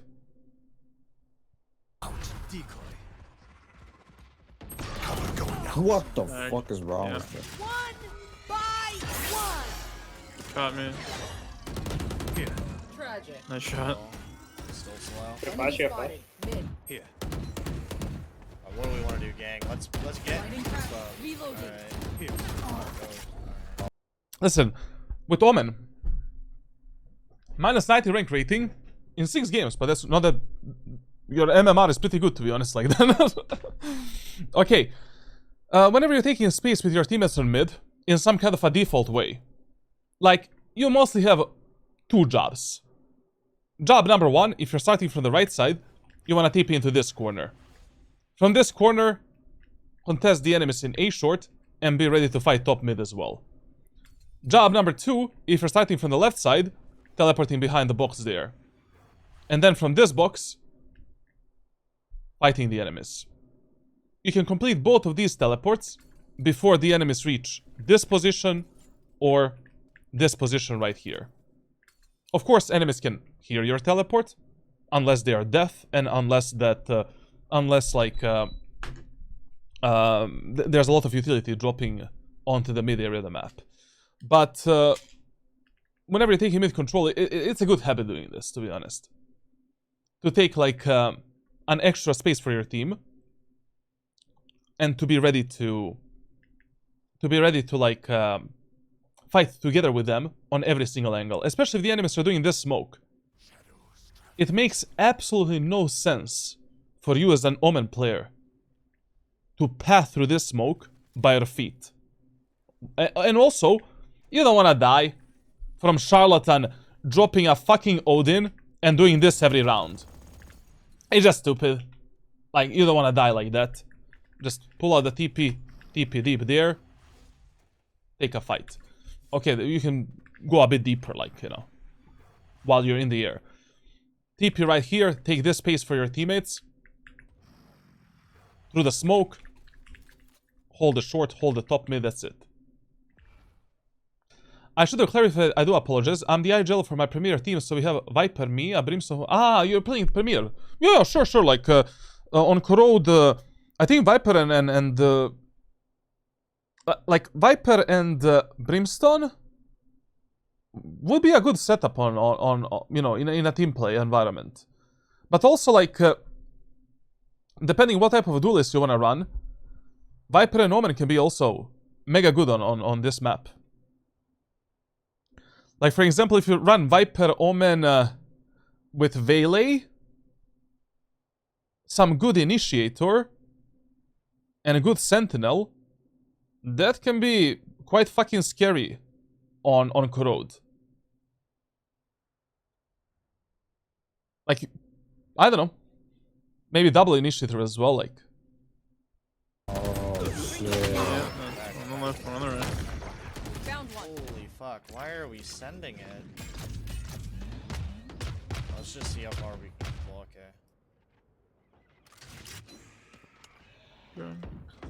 I just don't know what was the plan in this round. I need to listen one more time. So what was the plan in the start of this round?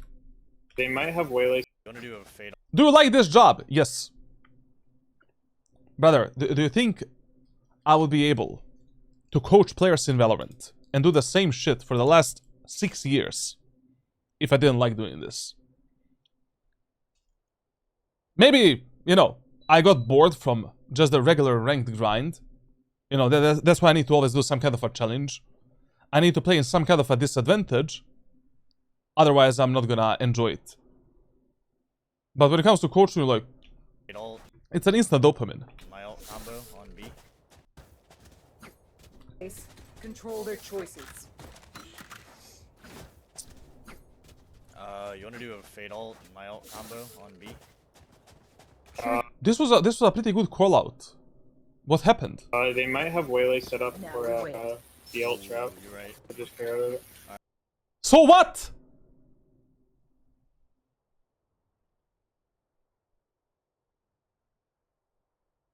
So what if they have a Valet ultimate?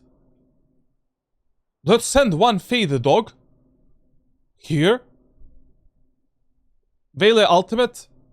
You know, Valet. Just a second. Where's the Valet? Valet? This how big the Valet ultimate is. She cannot. I mean, she cannot use the ultimate from this position. If she wants to push. Like in ranked solo queue, Valet is probably going to use some ultimate like this. So she can actually dash in and scale up. Have one player play here or here. Bait that ultimate with the dog. Fuck her up. Move in. Alright, let's just make some noise. We can split B with your ult. Up mid. Did you ever try going for rank 1? Only one time. Only one time, but even that time, I didn't play through the whole act. It was episode 4, act 1. And I played only like, I think 100 games, or 120. We got top 74 with 800 rank rating, and then I just, you know, I'm making videos, I'm coaching players, I'm doing this, doing that, like, like, I think there's not a single act in which I had more than 120 games played. Or 100. Mm-hmm. Okay. The your wall? We don't have your wall. Saucy! Same. Alright, well, I'll do smokes for... Cover going out. The initial plan was really good. Just, you don't need to be scared from these big ultimates such as a Vele ultimate. Let's bait it out with a Fade Dog. If no one is in the B main or close to the B main, probably Vele is not on the B set anyways. And let's just send it. We have a Fade ultimate, your ultimate, Yoru. That B set was free and a good plan.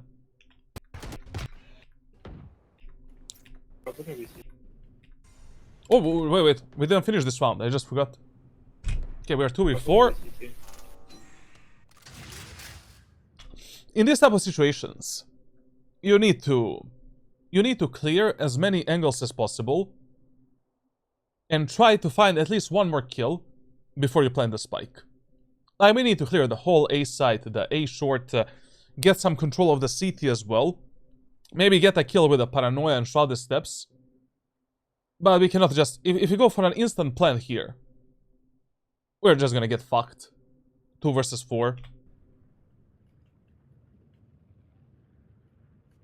Yo, my man. Fade with a Robocup angle clearing, man. What type of an angle clear is this? She needs like 2 seconds to process the information on her screen.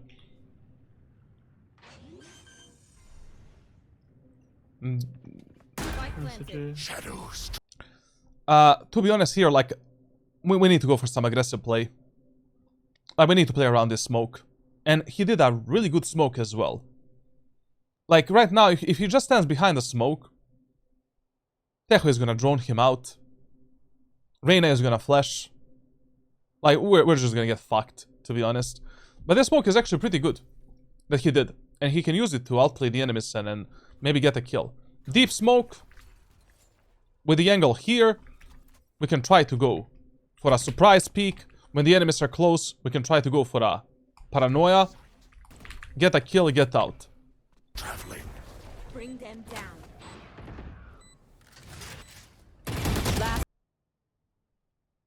Trust in the shorty, man. Trust in your shorty, bro. You know, same as you trust in your penis.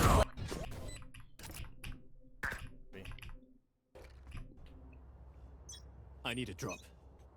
Too late, my bad. Bring them down. Japanese wrestling. Gonna hit red side. Where? Take them! Bad teleport, bad ultimate. So how this execute should have looked like. So, Gonna hit red side. we have 2 default smokes. This is what we have right now. We have Razor Vines for the elbow.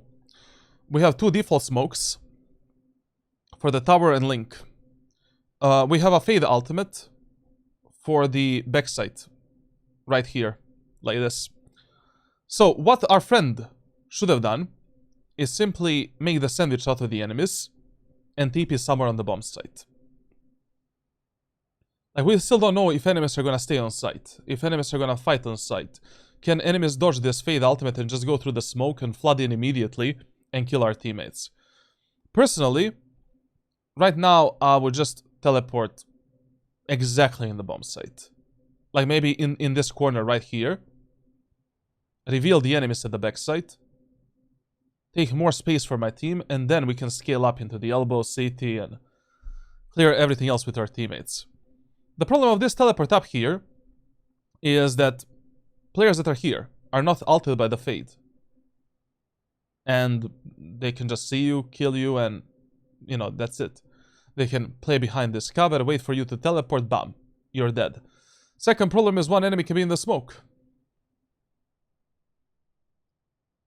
That enemy is probably fade ulted, but still, we don't know if a guy is there, and we cannot make that type of a gamble. Also, just a moment, let me see something. Is there a way to teleport here?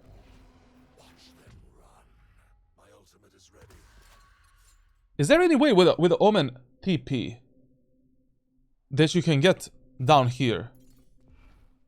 If you teleport like this, you go up. Yeah. Is there any corner like...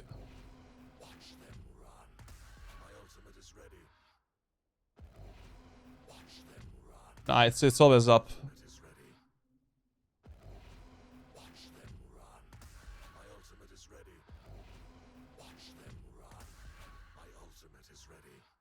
Why is there no bug for this, man? Like, there's so many other bugs we can abuse in the game. Like,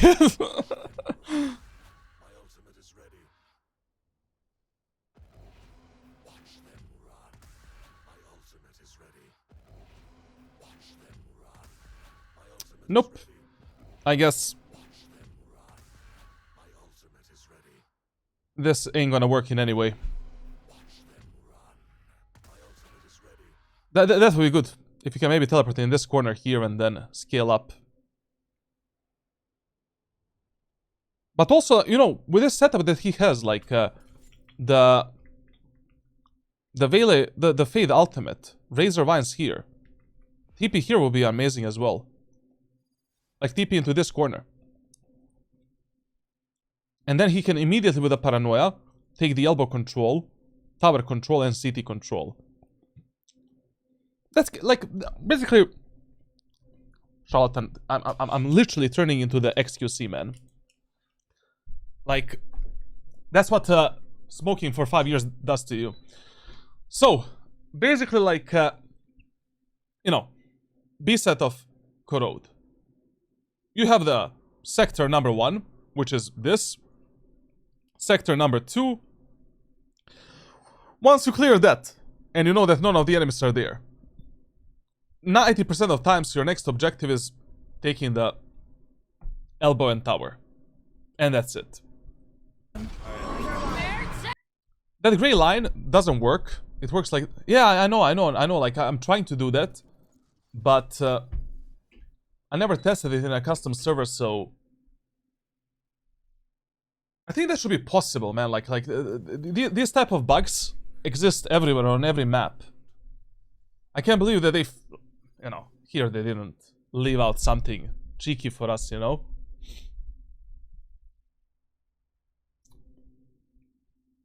But it would be really good if you can TP directly into the site. Because, for example,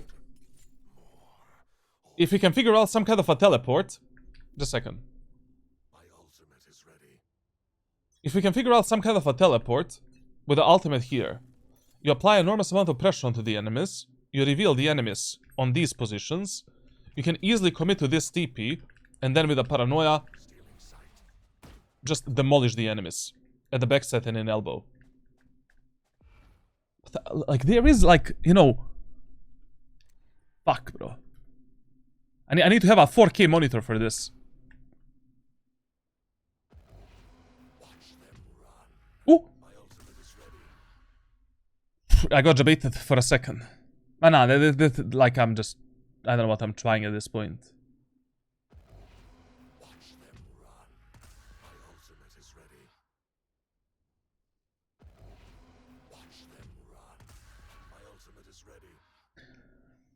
I guess this time Valorant was like, nope.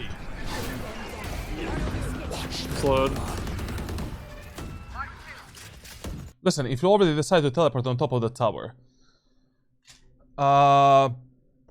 you need to clear the smoke. I'm sorry to break it to you, but you need to clear the smoke. And also, if you didn't use a Paranoia and you teleport to the tower, use it for your teammates on site. Like, that is something that I've noticed in a lot of rounds that you're not thinking about when you're playing Omen. Like, a lot of Omen players, when they're playing Omen, they only think about the Paranoia in a straightforward way. Like, I see an enemy, I use it to flash the enemies, outplay them, kill them. Or I'm doing an execute, I want to use a paranoia here, there, and there. No, you save the paranoia. Use it for your teammates, left, right, behind you, above you, below you. Like, for example, he was, in one of the post plans, he was playing in the city here. Enemies were not pushing him, but the enemies were here, in A-Link. Turn around, support your teammates. Here as well, like, my dude is on the tower. We should have checked the tower smoke, because I have no idea if an enemy is here. Enemies are engaging my teammates from below. Flash them and maybe even peek them. Go down. Kill them. Fuck it. You know? Like, fuck the elbow and CT control if 4 of my teammates are gonna die on the site. Like, we cannot allow our teammates to take this type of fight solo. I mean, they're not solo, but I just don't know who's gonna be a winner in these fights. Who's gonna win them? I know exactly. Two backside, one elbow. What the fuck? I know exactly. Two backside, one elbow.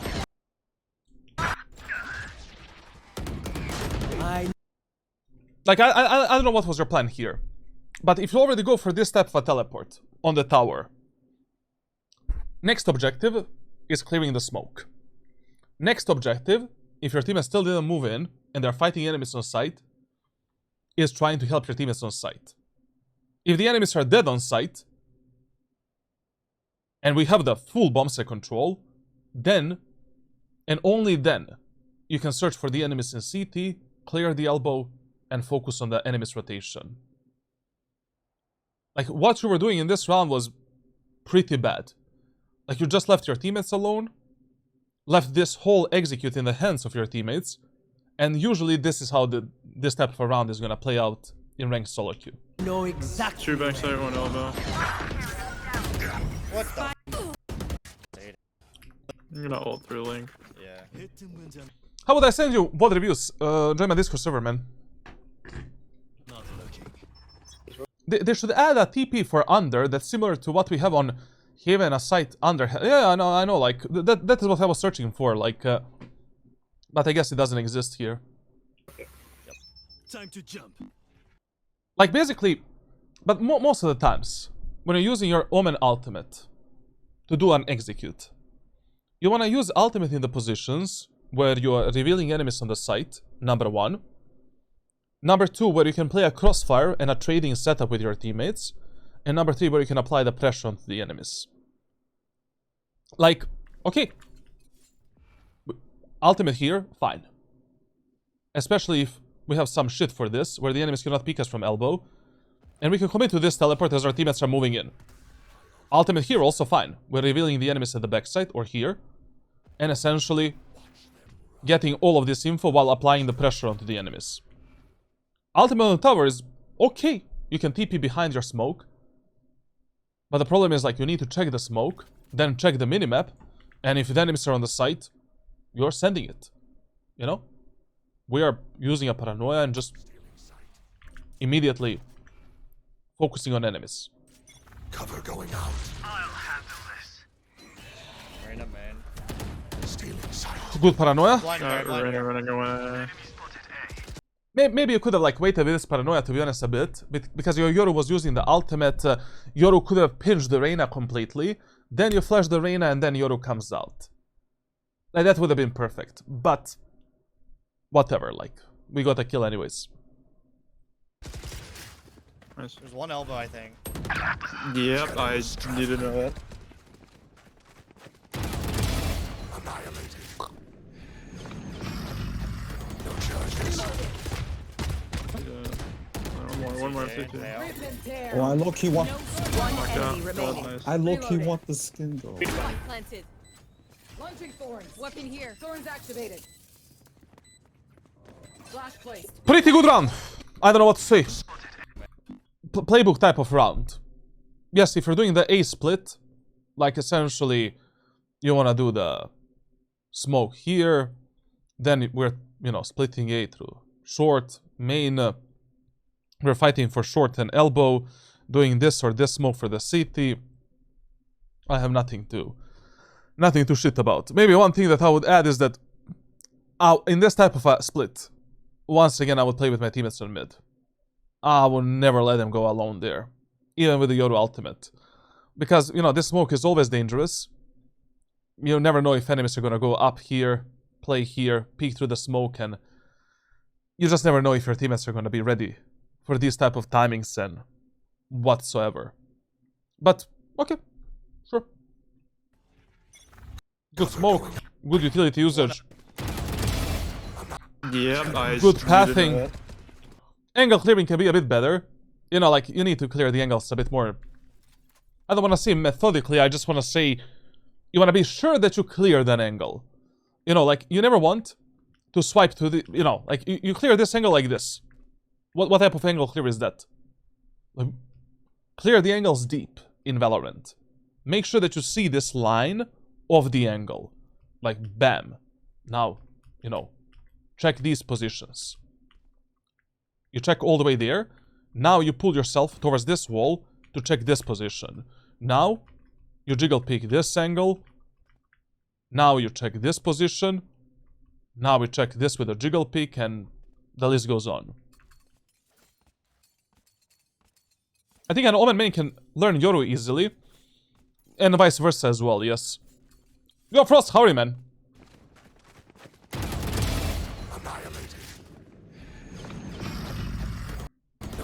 I don't know what was the point of this teleport, because we already have the full side control. You can just run, play with your teammates. In here. And in this 4v1, I mean, like, if there's a few guys alive, just play a 2-2 setup. You play with Deadlock, Vice and Fade play together.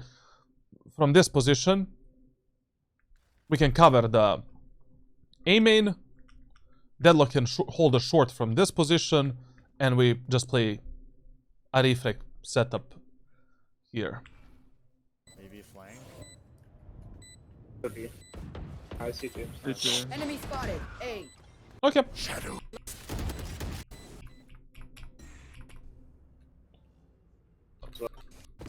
Wash up, man. Keep fighting. Rest is overrated.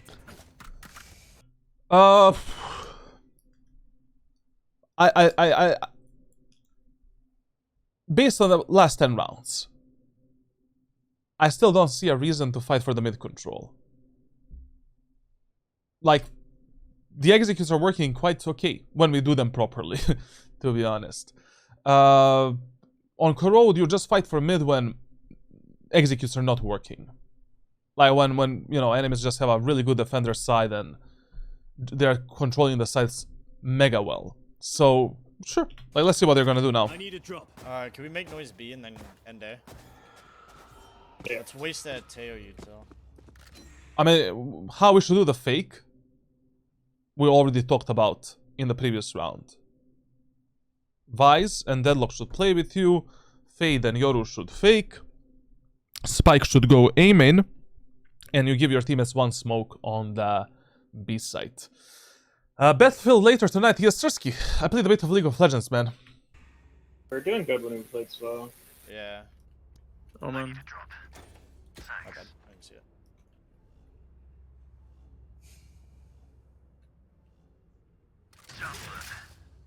I'm just gonna hold the A push out. Not gonna do anything.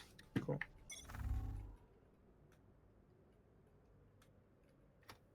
This angle is terrible, man. On this angle, you're in a huge disadvantage. Like, I mean, if you want to hold A main or A main push, like, you can hold instantly. You know, on this angle, the attacker side players have the advantage over defender side players. We are like faster, you know, on this type of a peak. The barrier is here, enemy barrier is all the way here. Then, if you want to hold some kind of an off angle or something, like just, you can play something deep like this. You know? We can play a tight angle here and hold like this. I don't know. Why would you do this? There's one gun to the right. Oh shit, I missed the wall. There's up a wall. One's A. This angle feels defender-sided.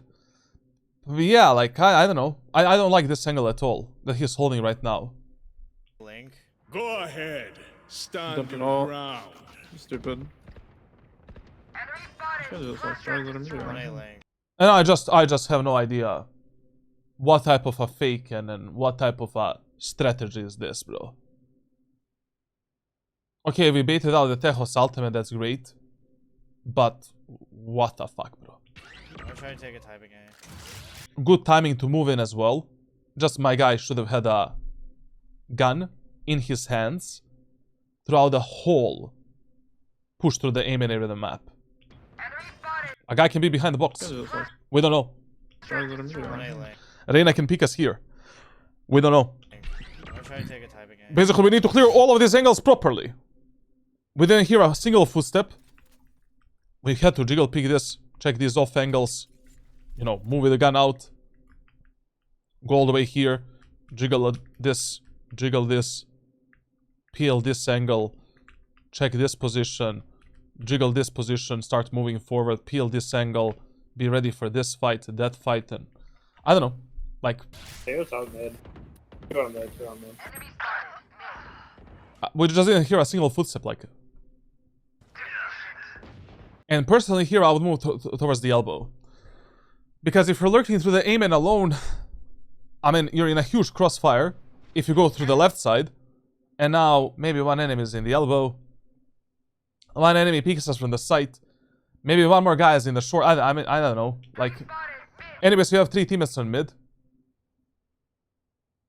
If you take the CT control and the full A side control, at the end of the day, we can just backstab the enemies and cut off their rotation completely. Do you walk A? Just take it a Cypher set up A. cool, it's on him. I don't know. This is the reason why I would go through the elbow. Like, I mean, of course, I didn't know that the Cypher has a setup on A side, like, or that he has a full trips there. But you know, if you go through here, usually you wanna check these angles, like, get behind this cover as soon as possible, so the enemies don't see you from short. Check the elbow deep, then move here. You know, check this position, check the elbow, check the CT, check the sight, like. Going from the left side is quite dangerous. Because also, if you miss time, this type of a lurk through the short, and one enemy is maybe here, you know, one enemy does this, your teammates can get absolutely fucked. Like, what if you left one enemy here, 3 of your teammates are pushing through main and short, an enemy on timing just surprises your teammates. When your teammates see you here, but they're already gonna think that nobody is elbow. No, Going, it's like going. here, but I think his camera is usually Cypher players put camera here or here. I think that is what you heard. Yeah, that's a pretty default spot. I mean, like, not the best spot, but people love putting it there. Good, right here. And also, like, I don't know how we forgot about the smokes for the CT and then short here. I mean, your whole team is moving through the aim and area of the map. We should be smoking the short and CT right now and allowing our teammates a safe cross. Decoy.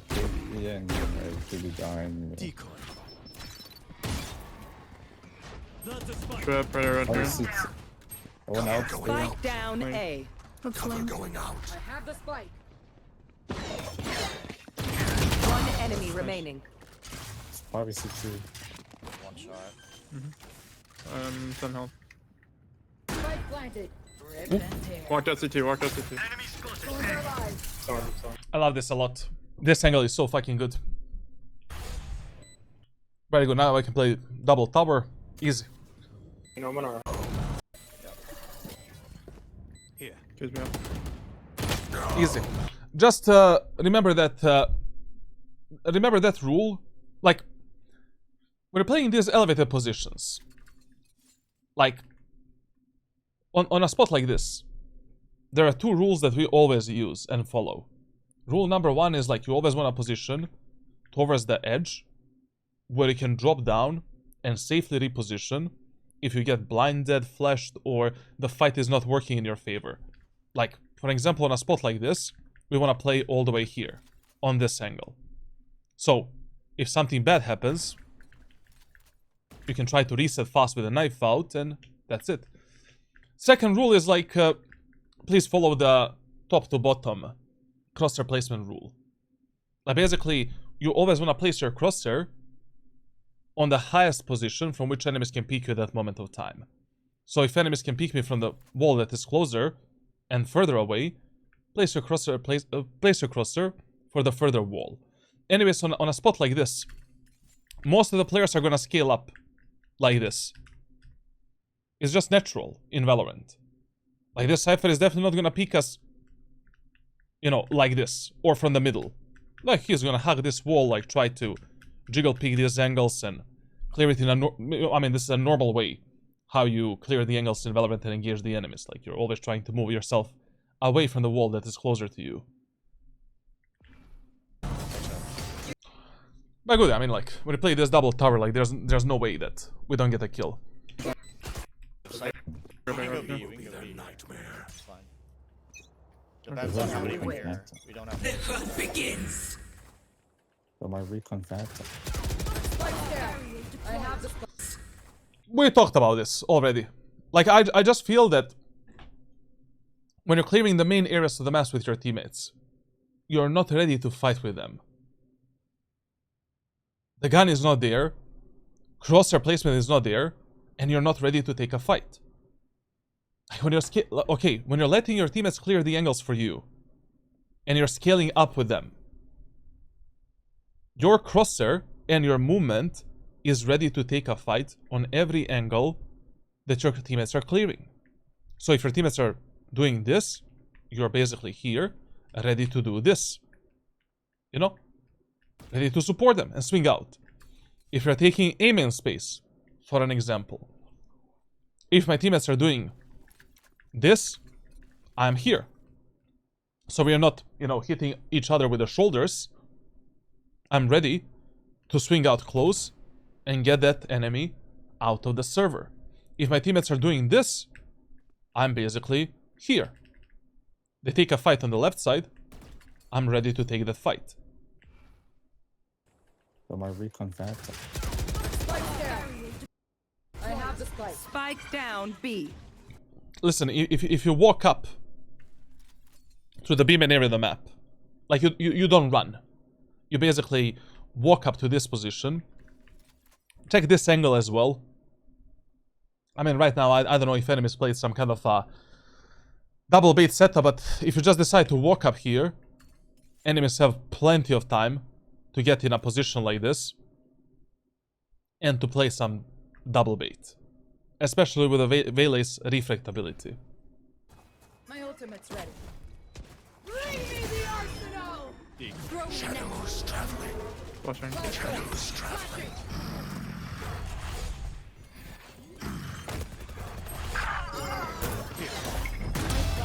Enemy spotted. B. My ultimate is ready.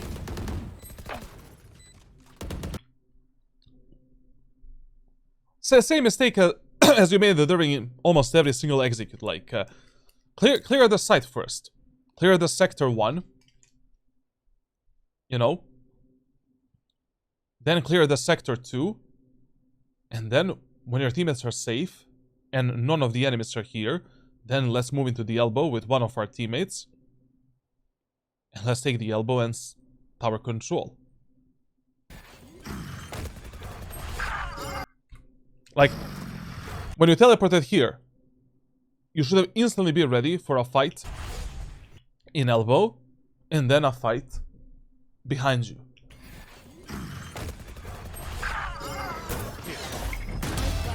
Enemy spotted. B. My ultimate is ready.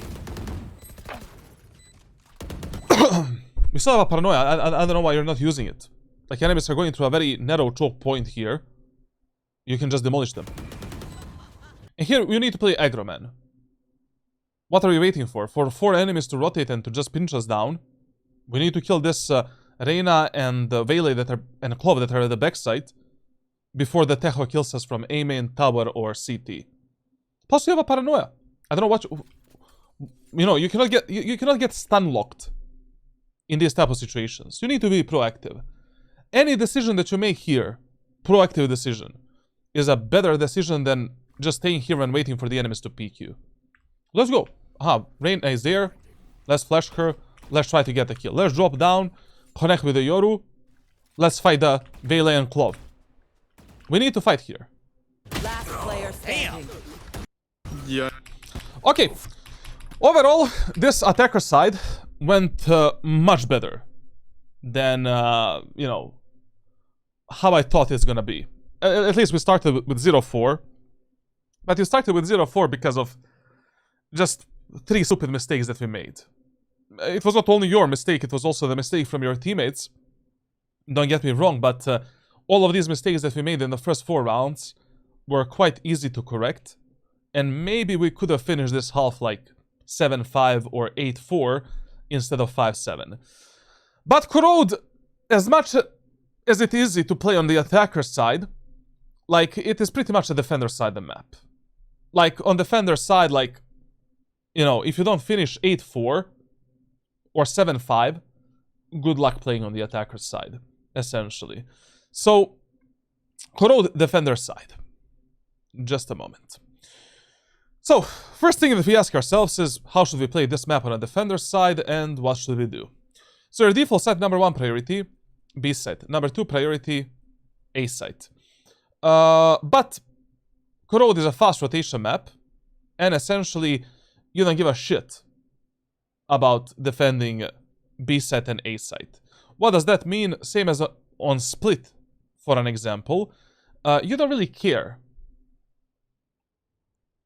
You're not willing to die trying to defend these bomb sets alone 1 versus 5. Like, you're trying to get a potential pick by abusing off angles, utility, strategies, tactics, tight angles, but you're never willing to commit yourself into a 50-50 fight in a first round and in every single full buy round. On this map, what you truly value is the mid control. Like, mid control is mega important on this map.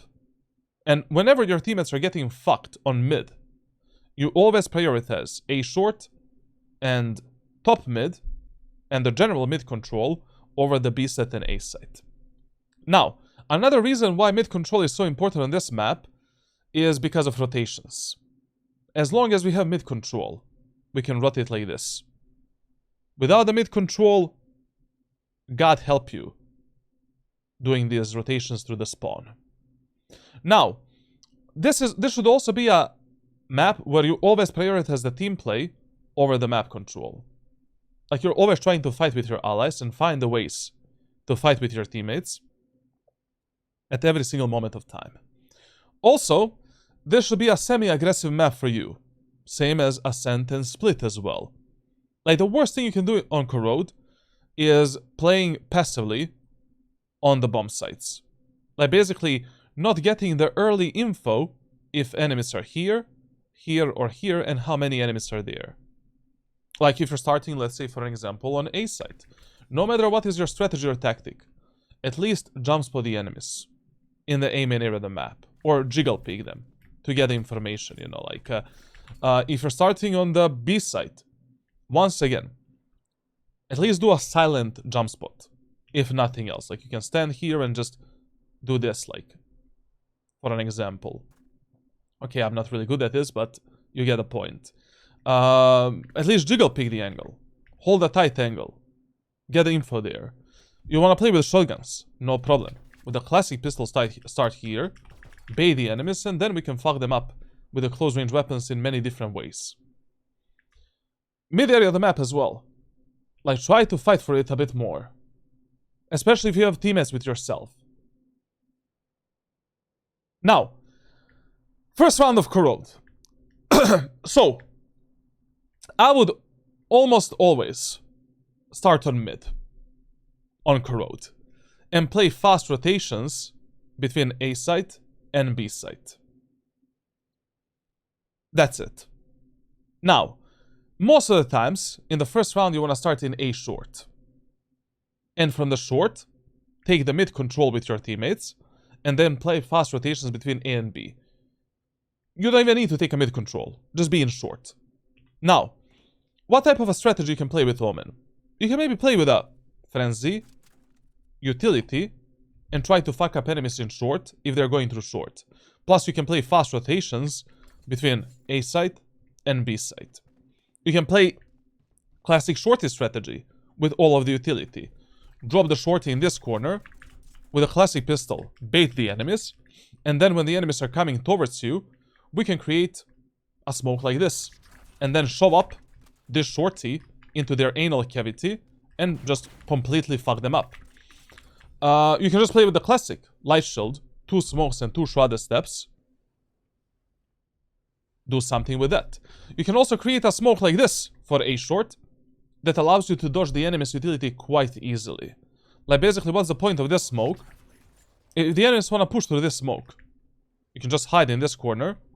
There's no way that the Fade Dog Sova reveal is gonna see you here, and you can just wrap the enemies as they're coming in, take easy kills, go back with a classic, paranoid them, maybe go for some extra outplay. If enemies are straight up going B, take a classic pistol and just, you know, do a default smoke for your teammates towards the enemies like this, and just let's go for a retake. If enemies are pushing A, straight up A, you're there, you know?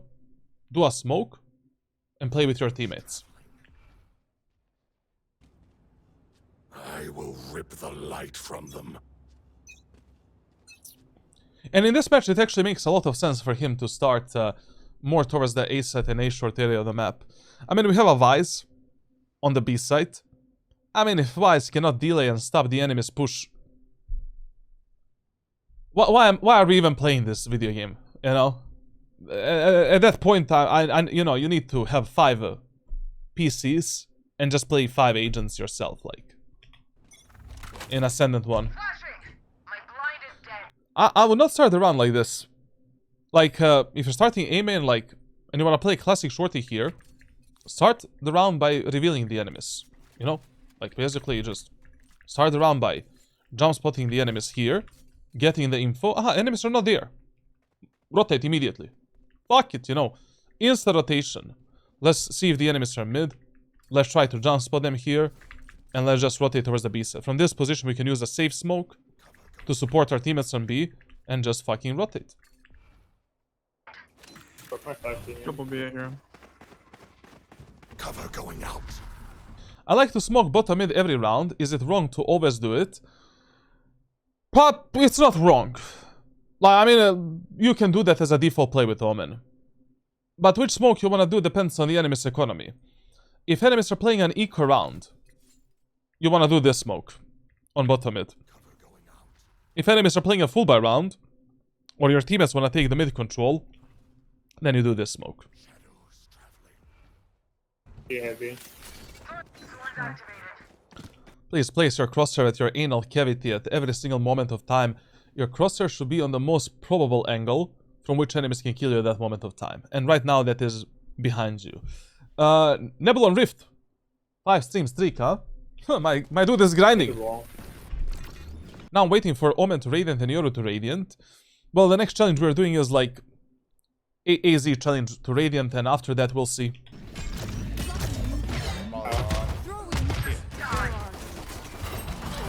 Ow, too stuck, why not? Stuck him. I don't know why he plays so passively here. Listen, man, like, you're playing Omen. You have 3 teammates on the bomb site right now. Enemies are scaling up. It is totally fine if you use this one teleport to connect with your teammates immediately and play with them. Like, this should be on your autopilot mode. You get mollied, you get cut off from your teammates, they're fighting the enemies. If you can TP safe towards them and play with them, always do it. You teleport over this fucking rocket, play with the allies. What's the problem? Like, that is why the Valorant gods gave you this teleport. And that's why you're playing Omen instead of Cypher, for an example. Then here, on the minimap, like, while you were doing nothing, what do? We look at the minimap. Aha. Vele is dead on the site. Tejo is moving in, and 2 enemies also moved inside of this position right here. So 3 enemies are here right now. When I end up at the backside, I want to immediately take the fight on the left portion of the site together with my deadlock. Because there's 3 enemies there, and I need to support her and help her out. She died. I still need to take that fight with these 2 enemies with my Fade that is behind me.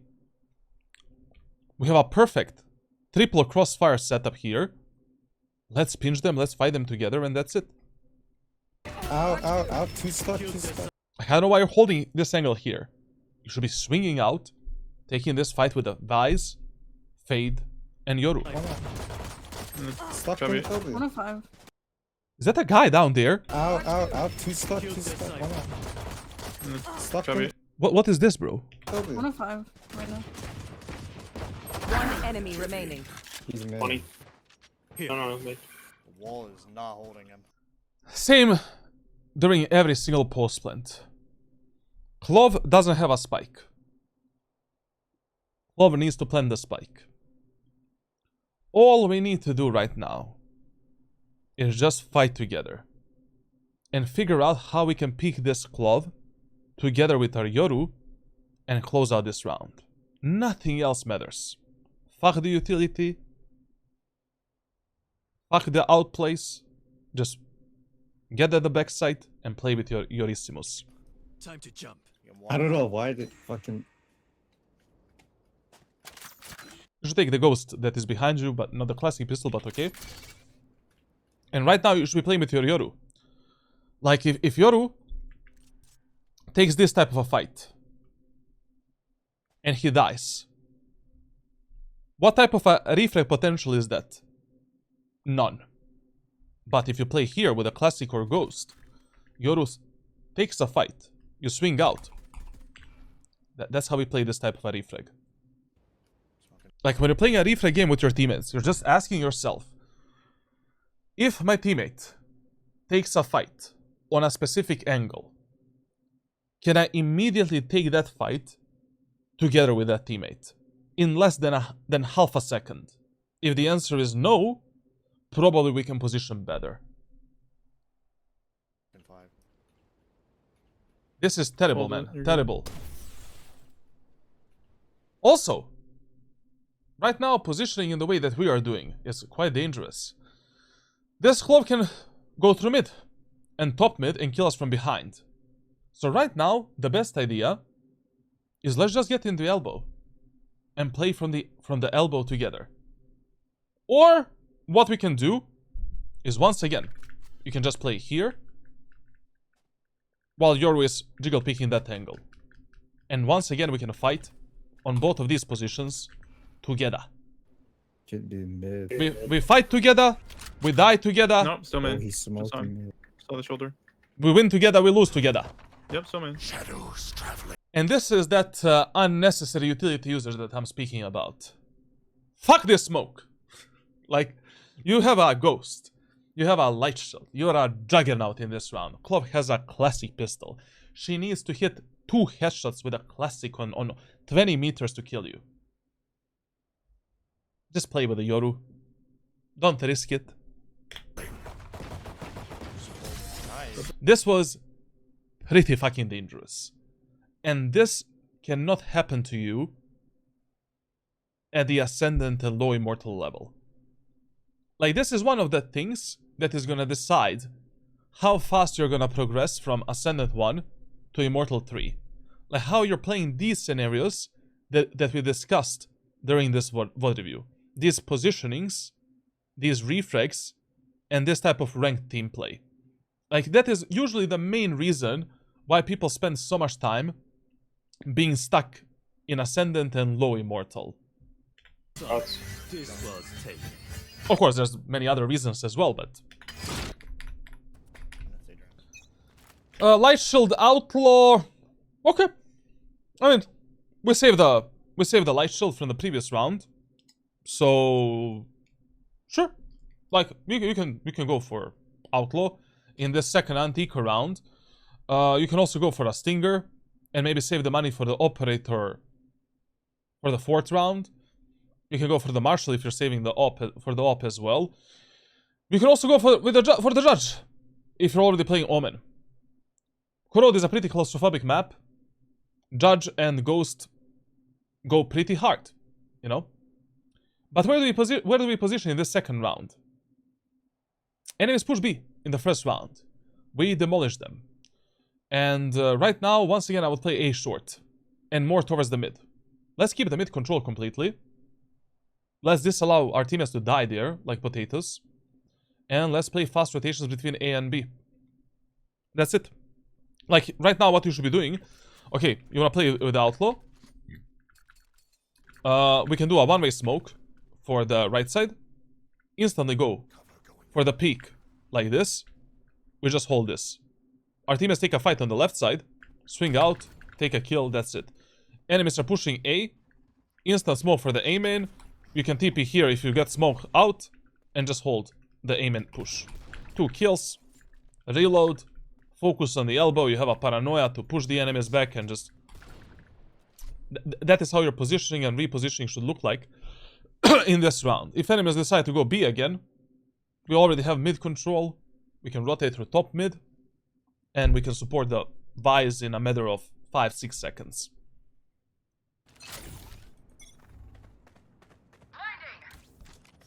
Blinding, man. Let me smoke. Yes, in this round, chances were pretty high that enemies are gonna go either A or mid. But generally speaking, like in these early rounds, when we still don't know where the enemies are gonna go on Corrode, and we cannot read them, most of the times we wanna start towards the A short or top mid. Keep the mid control, play fast rotations, and that's it. And then from the round number 3 and 4, you can start countering the enemies. Yo, bad force, we'll see, man. Cypher mid. Watch out.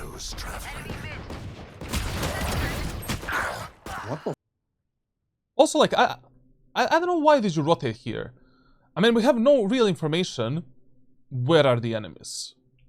Like, yes, your team has said that enemies are B.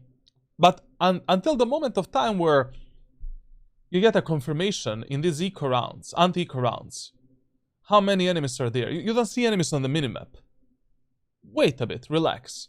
In the first round, you should be doing the fast rotation that you did already, and we can pre-assume that enemies are going to play together as 5. But in this second round, I mean... Okay, if you already want to rotate towards the A short, and you see that enemies are not going B, like, what you can do is just play from the short with your deadlock, like this. We're playing a perfect reflex setup with our deadlock. We're still holding the aim and push. And we're not risking anything. We see on the minimap that enemies are moving B. Okay.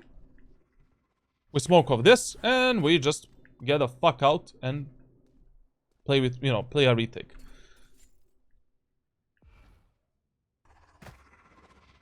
Cypher mid. Watch out.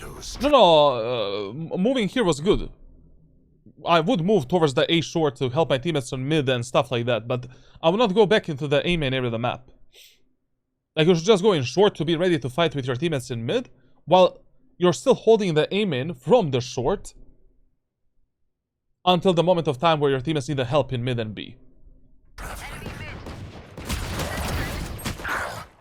I really hope we're gonna use a paranoia here. Paranoia is gonna decide if we live or die. What the fuck? That's Cypher.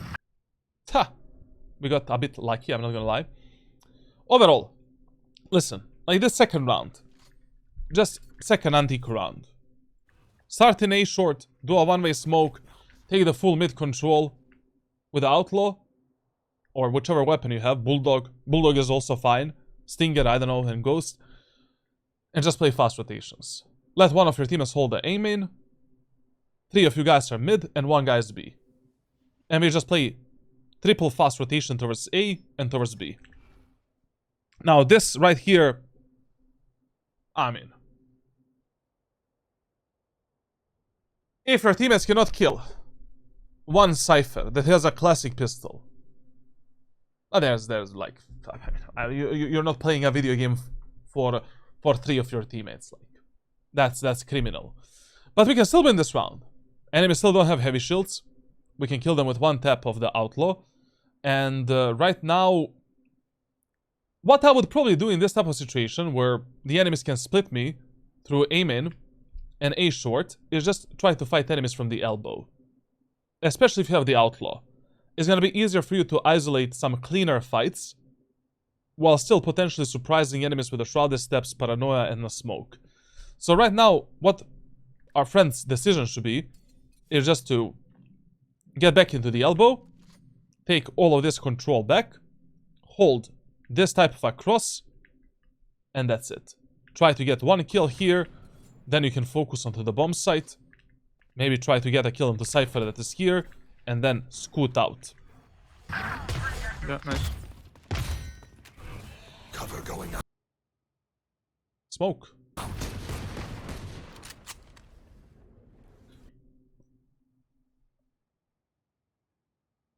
But we have the Outlaw with 47 HP. Why would you do this to yourself?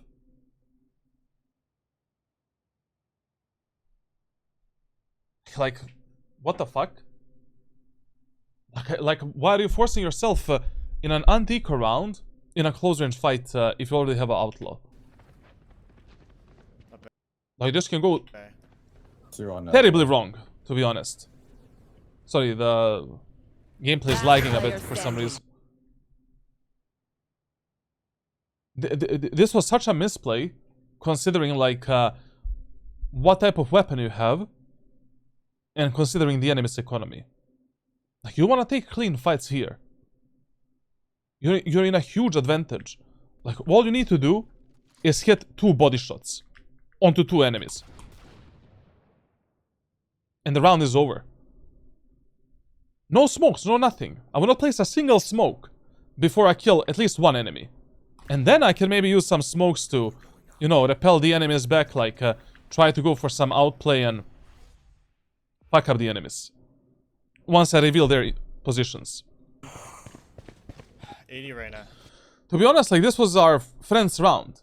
Like, he could have won this quite easily if you just, like, these are the moments of time where you want to force a 50-50 fight. Because it's not 50-50. You have the Outlaw, enemies don't have a shield. Period. Enemies need to clear the angles. Enemies are in a disadvantage. They have no idea where you are at that moment of time. They're the ones that are under the pressure. And plus you have plenty of utility to work with. If he had maybe some kind of a judge or something like that, like some stinger judge, this smoke would have been a good idea.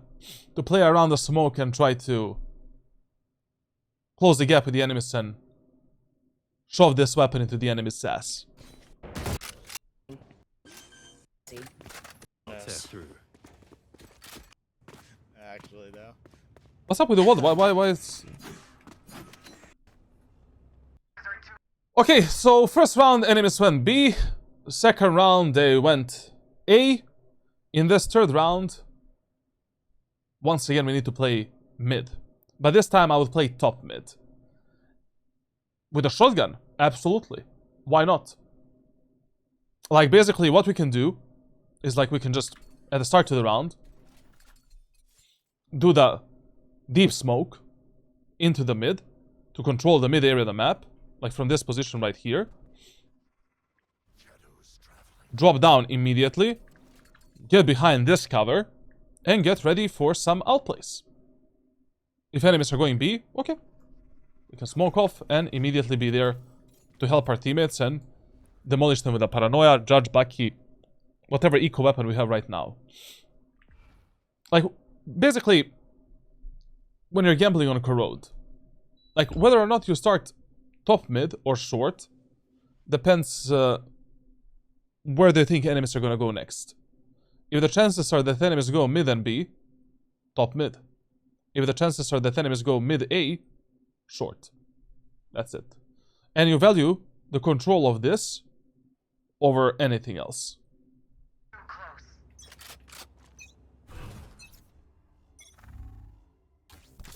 A. Don't be that type of teammate. Don't be that type of guy. Like, how do you know nothing is A? What, like, this is a complete autopilot ghost com. I have no idea. You have no idea. We didn't jump spot the enemies in aim and area of the map. We didn't jiggle peek them at all. Which we should have done. To get the information. Anything B? Hear anything? Blocking movement. M to B. And this is the reason why we should have started top mid. And basically played faster rotations towards the B side. Hey, don't smoke. Smoke is bad for your lungs.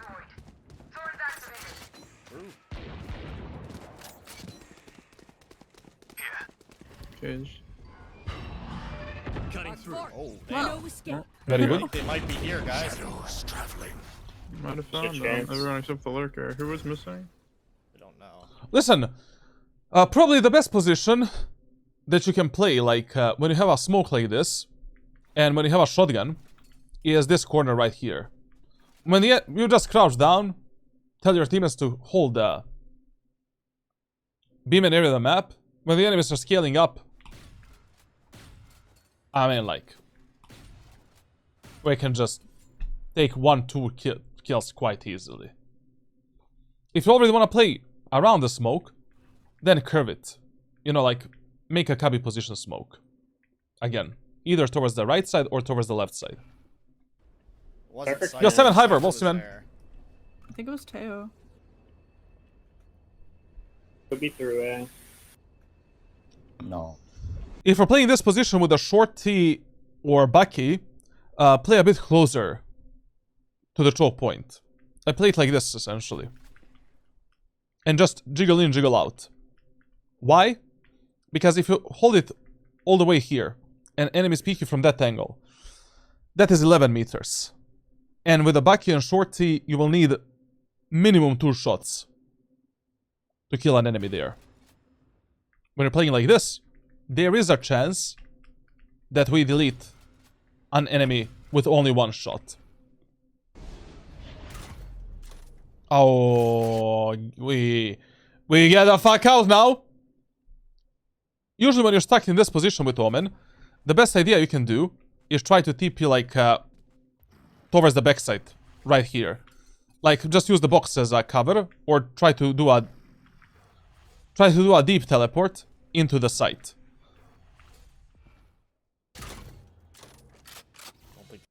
Or once again, you know, you can just TP into this corner. Down here. Behind the box. The cam can see. Maybe. Ultimate's ready. Are enemies blind? How did that camera not see us? What an absolute fucking fuck.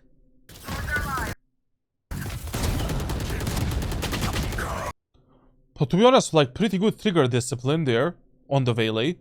Was a bit dangerous, I'm not gonna lie. This could have been 2 easy kills, like, I just don't know, like, how Cypher didn't see us with that camera. Oh, 120 close. One Backside, enemy backside. Lagging. Ascendant 1 awareness. Okay, so B, A, B. What do we do in this antique round? A short. One-way smoke mid. Fast rotation towards A. That's it. And tell your deadlock to jump spot enemies in Amen so we know, so we have the info if enemies are Amen. Done. Starting this Pestle on Corrode. Never. Never. Watching here. Over there. Never. Fucking red. Valorant.gg slash Sigma cock. That's what the enemies wrote right now in the chat. Over there. Fucking red. Deployed. Jump in. More. Like, you know, on Corrode, like, your default play kinda on this map is taking the mid control early on. Especially if you have like 1 or 2 teammates that are fighting mid. And then from that mid control, just supporting your teammates left and right fast. Also on this map, when the enemies don't have a hardcore sentinel, or that when enemies don't have a sentinel that can watch the flanks and lurks, it's okay in some eco rounds, hull by rounds, you can try to backstab the enemies, go behind them. Plus, you're playing Omen. You can easily teleport over the trips. There's bomb. Human. Spike down mid. Smoking mid. Cover going out. Die and be done. One enemy remaining. Let's have a Smoke. Reloading. Die and be done, huh? Oh, same, yeah. Reloading. Oh shit, I'm I dead. got you. I got you. Bring them down. Cutting through. Better wrapped. Flawless. No, you found him. Nice Okay. Okay. Needed. Okie dokie. Let's smoke bottom. So once again, like we stop the enemy's push on B, then we stop the enemy's push on mid. Ooh, where are the enemies gonna go? Probably A. Enemy should start on A.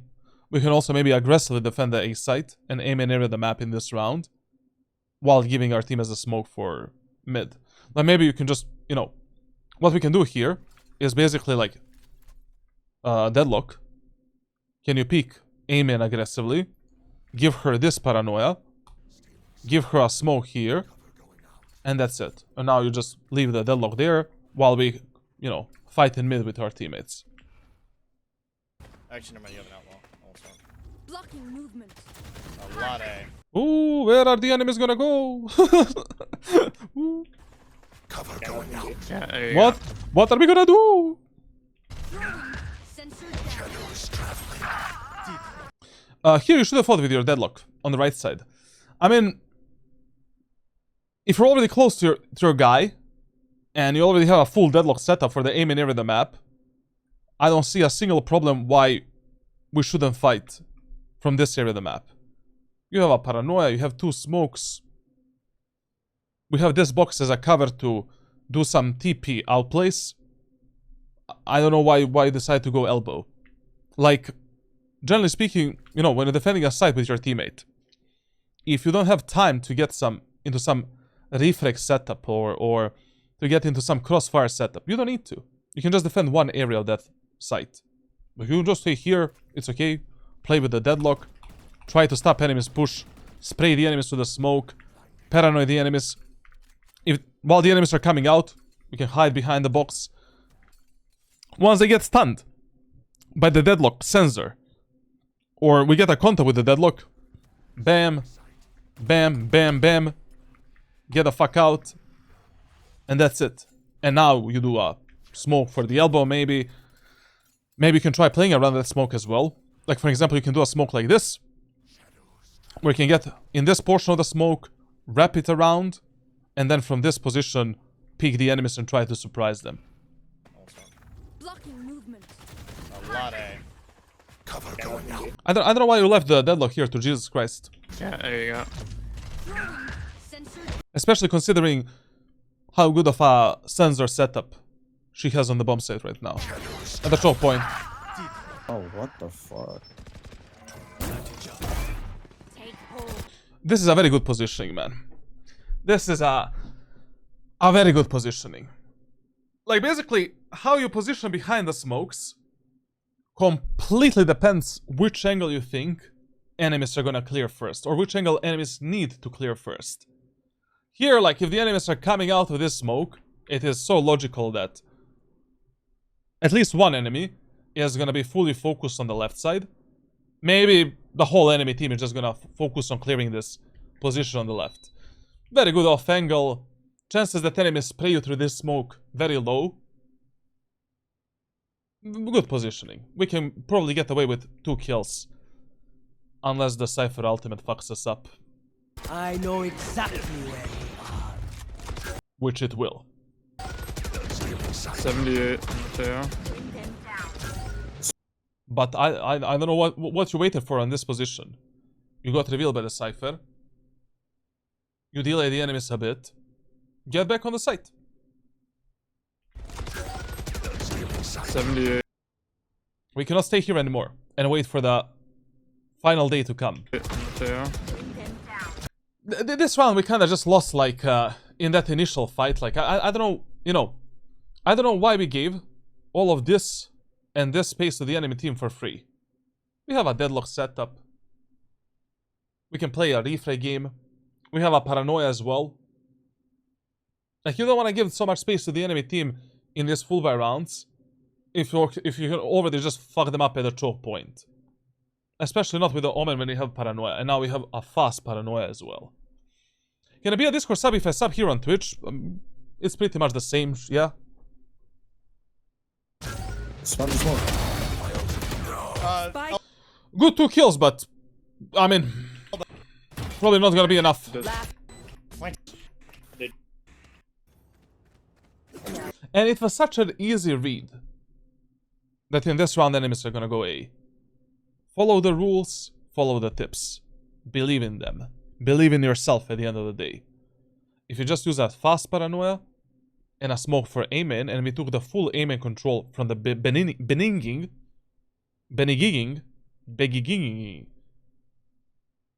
this round would be completely different. Now, considering that enemies are going A, B, C, D, E, F, G, it is time to play top mid. Just chances in the next round are much higher that enemies are gonna go B or mid. Even with a shotgun, sure, we can start with the judge. Basically, on top mid somewhere here. You know? And play fast rotations. Now, why in this specific match? It is, you know, I'm showcasing that you can play on a location such as this. Because they don't have a, you know, a recon agent that can reveal you super fast. And they don't have the default recon abilities. Like, they don't have a fade. They don't have a Sova. So, this position is quite okay. I mean, like, yes, enemies can spam you through the wall, but in these rounds with the shotguns, like, we can risk it a bit. And then, like, if the enemies are pushing through this area of the map, we can maybe drop a smoke like this. Get in a smoke. Use the box to drop down. And now, when they're going through short, in the beginning. Also, now, when you're playing with the close range weapons, here in the aim area of the map, you have two options. Like, two ways how you can play around the smoke here. Way numero uno. Surprise, Chiotare, thank you for the tier 1 sub. Way numero uno. You can drop a deep aim and smoke and basically just play on the left side of it. And, you know, play here. On this position, we can try to dodge the enemy's utility and try to do something. Also, you can play in a deep right angle here. That's also fine. And then try to trade yourself for 1, 2, 3 kills. Now, we can also drop a, you know, curved type of smoke. Basically here. And just play in a cubby position in the same way that we will do on any other map. The choice is yours. Mala, welcome to the stream, Aroni. The hunt begins. This smoke and this positioning inside of this smoke is terrible. Chances that you die right now are pretty high. We cannot play in the middle of the smoke like this. Teho can easily drone us out. We have nowhere to dodge his drone. Enemies can easily spray us down. Pretty bad.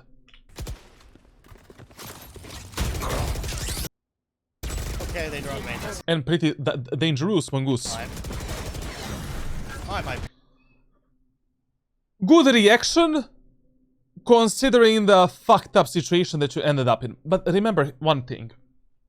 Even if you play shotgun, judge, in the full buy rounds, our teammates right now are full buy. Feel free to play more aggressively. Like, the thing is, in a full buy round, if you can potentially get 3 kills with a judge, because enemies are close to you, take it. Fuck it. Anyways, you have a shotgun. Is there... Because there might not be a better moment of time for you to use this gun. You know? Like, Yes, in a full buy round, your idea is to get a kill, reset yourself, play refrag and all of that. But if you're already using a judge in a full buy round, and enemies, like 3, 4, 5 enemies, are close to you here, why not? You can maybe catch the enemies off guard based on some kind of a timing. That timing would be Sova is using a drone, Tejo is using a drone, Sky is using a dog. Peek out, kill the Sova or Tejo, kill maybe one more guy, maybe the third guy as well. I mean, we never did this type of a play in any of the rounds. As long as you think that enemies are super close to you, you can get away with some bullshit. Okay, they drove main this time. Papito is 363. How did the guy find this EDPI, man? 363, like, wait, my brain is not working. I need to calculate that myself. So what is that in game? Like, that is 363.2. Is it like this? 0.45. But that is probably the highest limit of the highest sensitivity that I would use in Valorant. Personally. Like, I would never go above 360 EDPI. I just don't see a fucking reason to do it. Like, just why? Like, that is already enough to play on any mousepad, any space, with any grip style, and any, like, aiming style. That is the highest limit I would go for. After watching Omen gameplay, I think he should deserve the highest win rate. Now, the problem of Omen win rate is that you cannot play this agent as a fill. And imagine an Iron player playing Omen without a coach and without understanding how to properly play Omen. Like, you need to understand that 60% of Valorant community is below gold 3. Maybe even more than that. Imagine a player below Platinum 1 playing Omen on his own.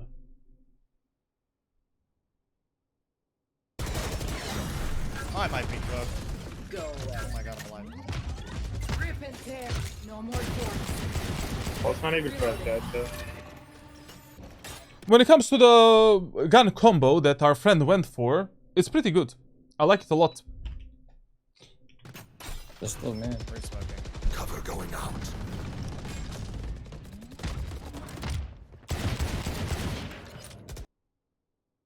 Every chance that you don't take in Valorant is a missed opportunity.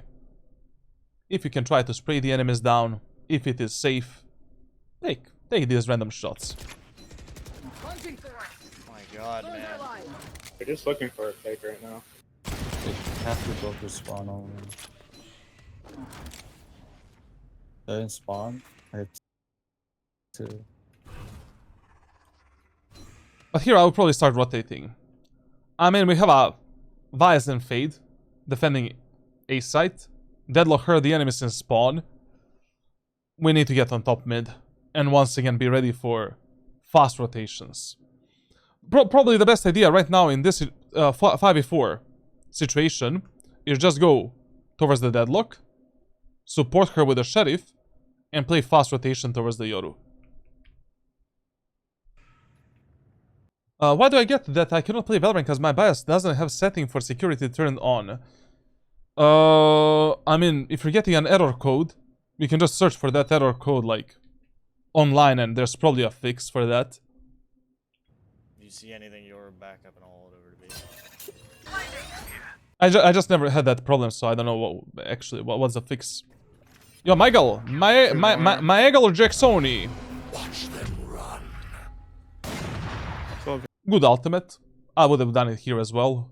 Not it. Why not? Let's secure this round. Not it. After you shoot, I'm smoking. One coming towards me. Yeah. 30 seconds. But now we should rotate. You know that one more enemy is A, one more enemy is mid, We're just wasting our time. Let's play with the deadlock, kill the guy in mid, and then focus on A side. Left. One me in front. Where to go? I thought I heard Two. from it, though. One enemy remaining. Nice. Spike down mid. It's just a bot mid.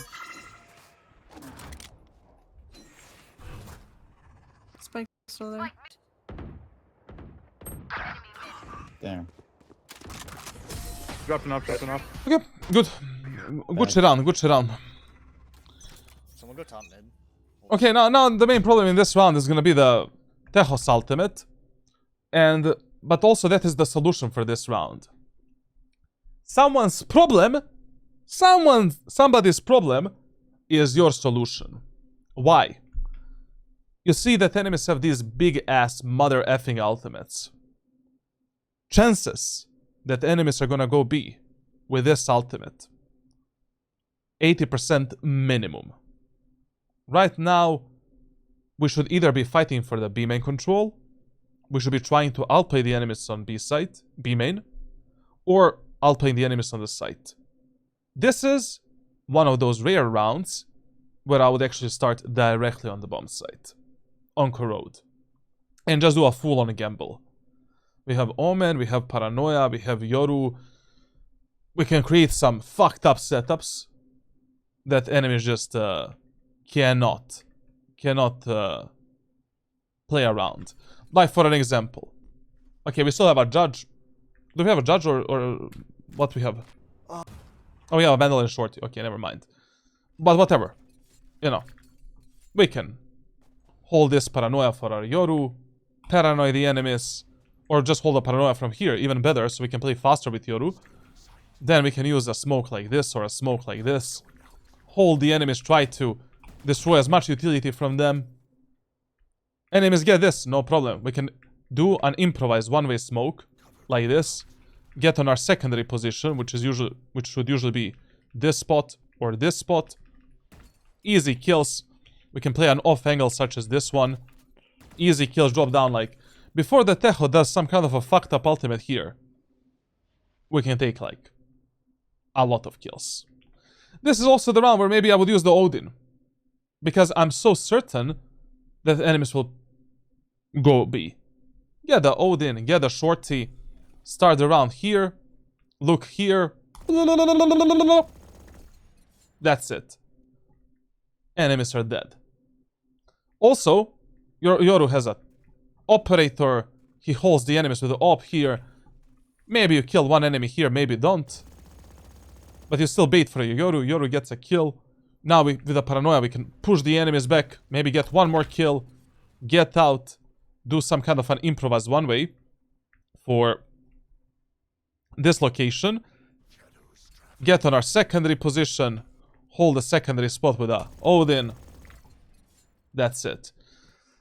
Then, if enemies push you to the elbow, from this spot, if the enemies are going through the B main area of the map,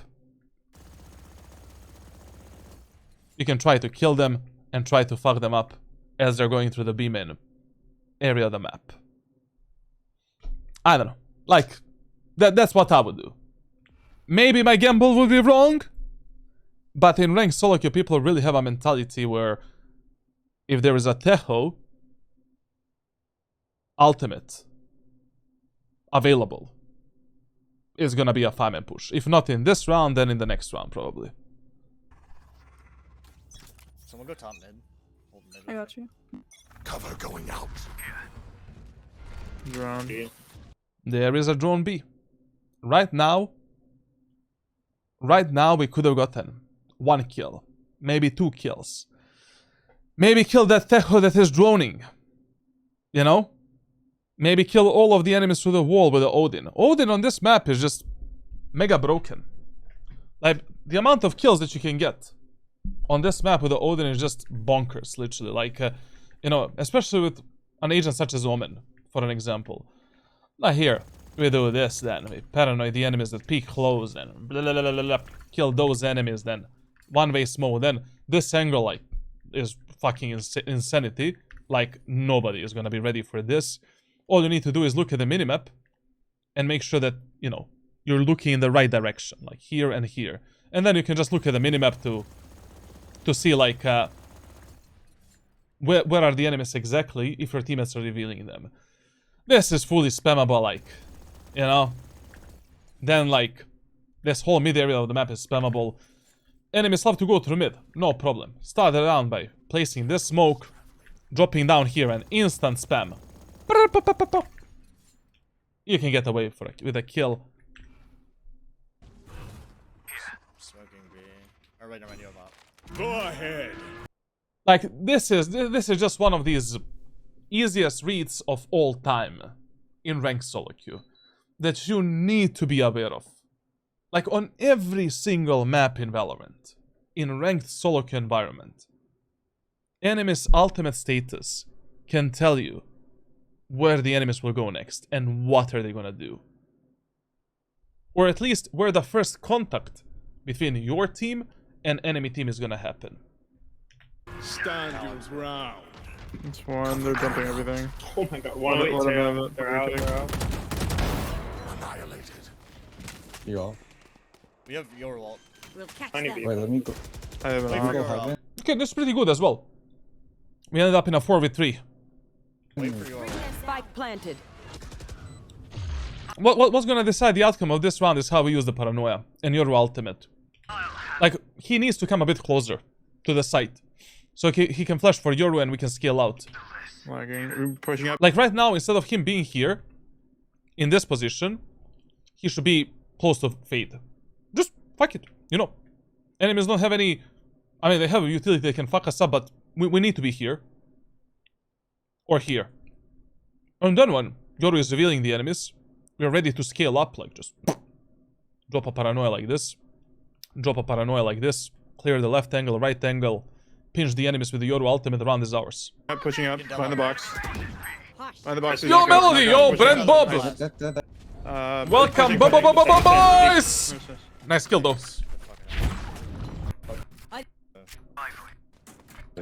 I'll fight Link. I'll put Vele ultimate is pretty much one of those ultimates as well. But what is the problem of this round? The problem of this round is that it is still A, B, C, D, E, F, G pattern. Like, enemies are not giving up on the pattern. So right now, I will take the A main control. Once again, doing fast paranoia for A main, deep smoke for A main, and telling my deadlock to fight for it. With a gravnet and with myself. And if our teammates need a smoke for mid, we can just give them a smoke for mid later. a one way on the right side box, but I'm not gonna smoke it all. Shadows traveling. That smoke there is terrible. Absolutely terrible. Listen, like, don't place the smokes in Valorant like that. And when you're placing these smokes that need to be fast, that need to support your teammates immediately, position them on the box or in that area of the map how they should look like when they deploy. Like, for example, here, if you use this one-way smoke like this, enemies have plenty of time to peek this angle before the smoke drops down. If you're using that one way already, put it like this. You know how it should look like. Now, as soon as the smoke travels there, bam. It just deploys there and that's it. If enemies wanted to peek, they're already behind the smoke, they're fucked. They smoked. They're gonna go link. They smoked like they're going link. I hate this type of games, man. Like, I hate, this is one of those 60% of matches that you just have to carry alone and have to win and have to invest your brain power. When enemies are repetitive, when enemies are bad, when enemies are easy to read, easy to counter. Like yesterday, we reviewed one of the 40% of matches where you cannot have that much of an impact. This game, brother. Like, we could have taken so much space from the enemies, we could have fucked them up before they even do an execute. Cover going out. Thorns activated. Listen, this was a rare moment in your gameplay where your aim actually fucked you up. I must admit, from the previous time when we did our coaching, your mechanical skill is, I would say, 30% better. In terms of your crosshair placement, in terms of your how you take not how you take the fights, like in terms of the crosshair placement and raw mechanics. Flicking, tracking, reaction time, that type of shit. The only thing that you kind of suffer from right now is how you engage the enemies on some of the angles, you know. You're not ready for some of the fights with your teammates. You need to position yourself better compared to your allies. And for some fights, you're just not ready at all with your positioning and movement. It's not... Your right hand is pretty good. Just don't. Frost, if you put some kind of a meme here, like I'm gonna kill you. Your left hand needs a bit of working out. That also sounds fucking bad, to be honest. Brandon's out. Nice. Taking this fight was a good idea. I would have as well. I mean, the wall is there. There's a... We know that one enemy is isolated. Deadlock is there to fight with us. We have a perfect crossfire setup, and there's razor vines. Absolutely, we need to take this type of a peek. Good peek, good fight, just... like this was. 1 in 100 moments where he missed this shot. Which is not that big of a deal. Oh, Brandon's out. You know, if this happens for you rarely, then it's not your mechanical problem, like whatever. It can happen to anyone. Nice. Oh, 144. Is this the 1v3 round? Nah, in this round there's nothing better we could have done. I mean, we should have hit that shot, obviously. Like, we can say that your fault is not hitting that shot. And that's it. Like, you can blame yourself to some degree, but still, like, it was a good fight, good peak. Crosshair placement fucked us up a bit. That micro flick, and that's it. Like, it happens. But usually on these type of ranges, like, if you see that one enemy is isolated and alone, like, you wanna go for the ADS peak. You know? Like, basically, this is exactly the fight where we wanna fight like this. That is something you can maybe do a bit more in your gameplay, like using the ADS with Vandal. Charlton, I work out both hands 4 times a day. Am I Radiant worthy? But the question is, do you work your glutes as well? Huh? My right hand is indeed pretty good. Shadows traveling. Now in this round, I would just play straight up B again. And just fight for the B maneuver of the map. Why? Enemies are following A, B, C, D, E, F, G pattern. And also they have a Veil ultimate. Chances that enemies go B here, once again, above 80%. From now on, I need to make some kind of a punishment for the players that I coach that like make this type of a mistake of not reading the game and just positioning in the same way every single round. We should call it like, is anyone good with engineering and you know, like that type of stuff? Like, we can make a patent here, man. Like we can make something big here and sell it on Amazon. Like for an example, we can make a wireless Hassan Piker. We can just call it like that. Wireless Hassan Piker coaching. Straight up taser on your neck. Every round you misread the enemies.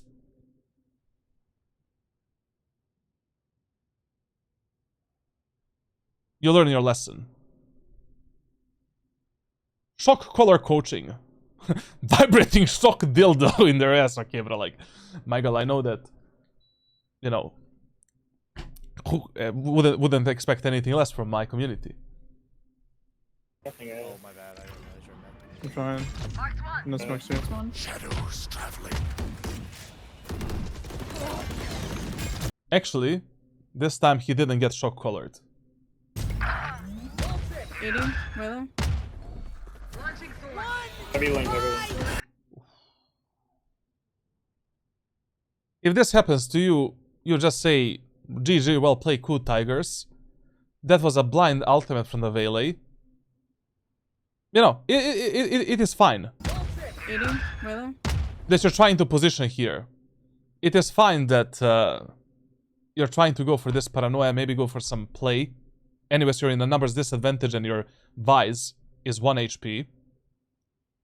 If Vele hits this blind ultimate and just destroys you, GG, well played, cool Tigers. We go next. Heavy link, heavy link. But a very good reaction. This is something that you became really good with. Your reactions in the high-paced moments, where you're getting absolutely butt-fucked with Omen, are so good. Like, chat, listen, even though we pointed out all of the bad shit that he is doing, like, a lot of the times, he is doing a lot of good shit. And you can learn from this guy a lot. Like, a lot of the fast-paced plays with a paranoia, with a shrouded steps, were actually really good repositionings and really good utility usage. Like, survival instincts are rising up. But brother, you saw the trip.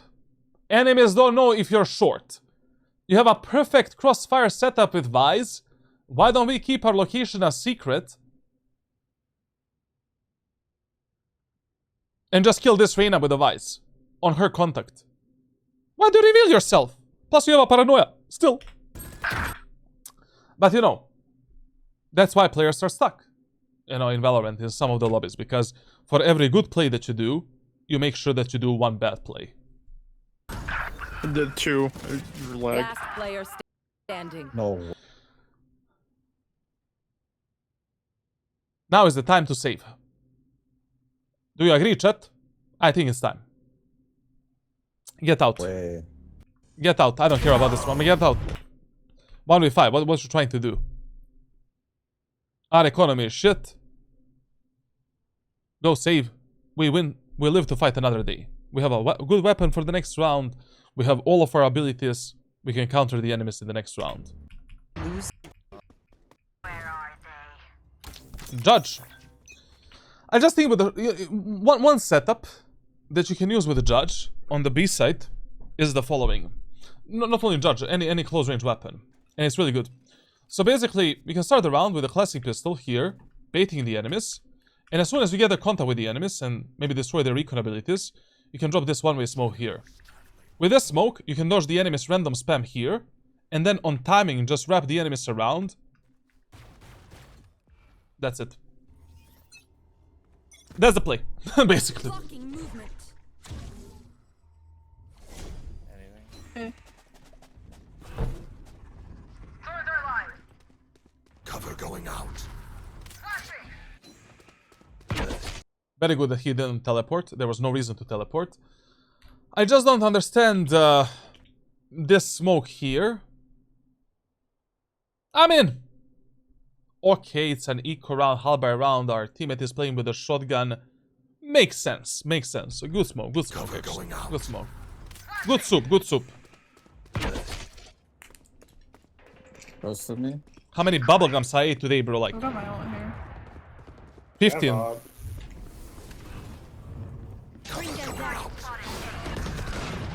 Water front of me, can see.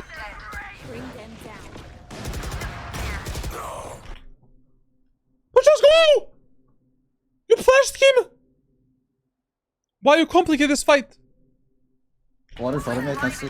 Like, that was such a good utility user, such a good positioning play. Everything was so good, bro. Good rotation. Not using the teleport to go here, saving the TP for the outplay. What the fuck? Very good smoke. We do this, we cover the whole right side area of the map where the enemies can be. Bam. You go out. No one is there, no problem.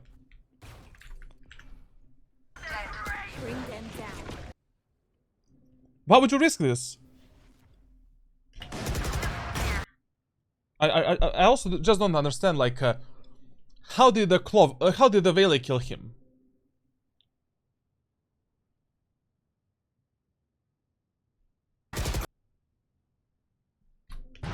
Water for me, I can see. Bring them down. Oh, fuck, bro. What is this, I man? can see. Bring them down. She was shooting at the dog and then insta Were headshot. they on site? But listen, there, you know, you just did an overcomplication for absolutely no reason, to be honest.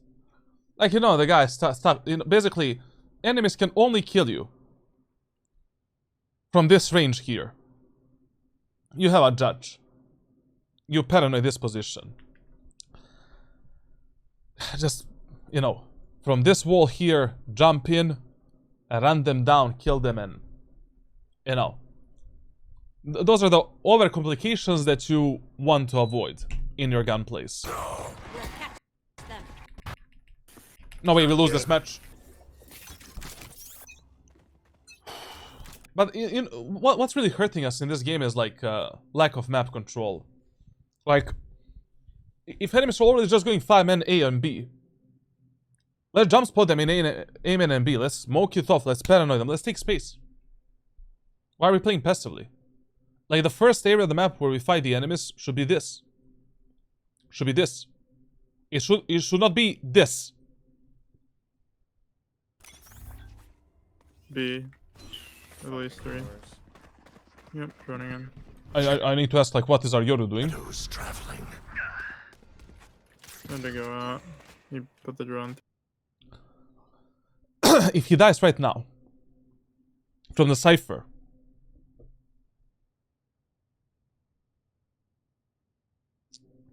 that lurked every single goddamn round through the mid, I'm done with this VOD review. Through it would have killed me. Okay, we're not done yet. Spike planted. We're not done yet, chat. Now, you know, when you're playing these half-by retakes, you need to be a bit more selfish. Because now you can be a playmaker as well. Like, basically, we need a smoke right now to scale out through this position here with the judge. And if you can get, you know, 1, 2, 3 kills with the judge here and take this space for your teammates, that's more than enough for you. So right now, using this trial and smoke is mega important. So we can isolate this fight on the right side, so that we can isolate this fight on the left side as well. And then we focus on the enemies in the middle of the bomb site. Like, with the shotguns and close range weapons, you need to think in that specific way. Otherwise, like, you need to be a solo carry, especially like if the match is 11-11, we need to do something. In a half by round, just going for a default 5v5 retake, it's not gonna work well. He had the idea. Not the best idea, but at least he had the idea, which is a good sign. The problem with this smoke is that we still don't close up. We don't close the range with the enemies here and here enough. It is always better to create such a, you know, this type of a trial and setup when you can do it. And then enemies don't know, are you gonna pop here? Are you gonna pop here? And they can never play a crossfire. Cover going out. No charges.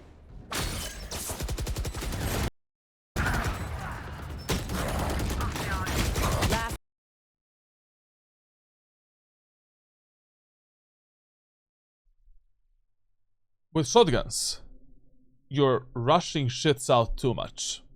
Like, every time I saw you play shotgun during this VOD, you're just panicking too much with this weapon. Take your time. On this range, one shot is more than enough to delete that Reyna. Behave towards the shotguns in the close range fights, same as you would behave with a sheriff in a medium and long range. Judge is a close range sheriff. Even if you die trying to have a perfect crosshair placement, it is 10 times better rather than dying like this.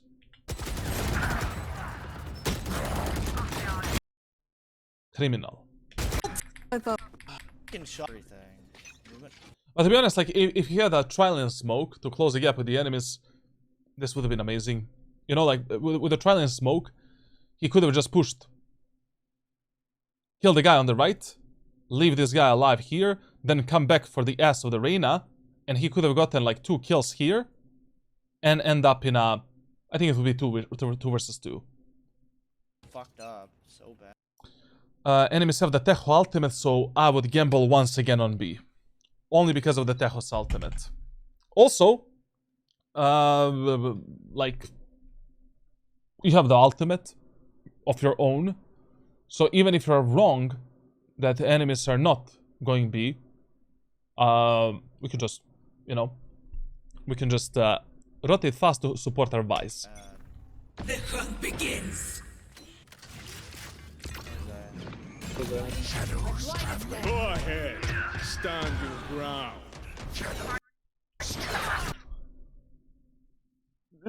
Just one thing, because I was watching Voodoo's stream when he was playing Tejo, and now I see this shit as well from an Ascendant Tejo.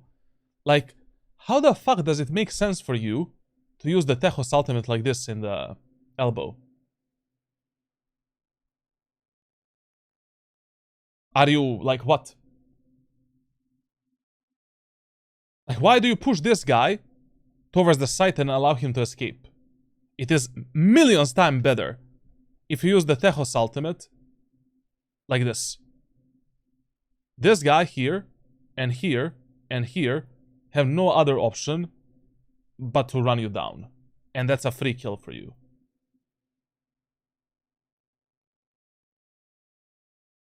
Same on the B side. This doesn't make any fucking sense. This is so stupid.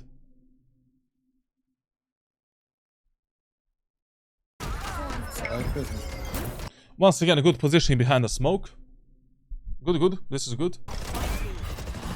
A bit dangerous holding this smoke, but in a 4v5 we need to do it. On an elbow.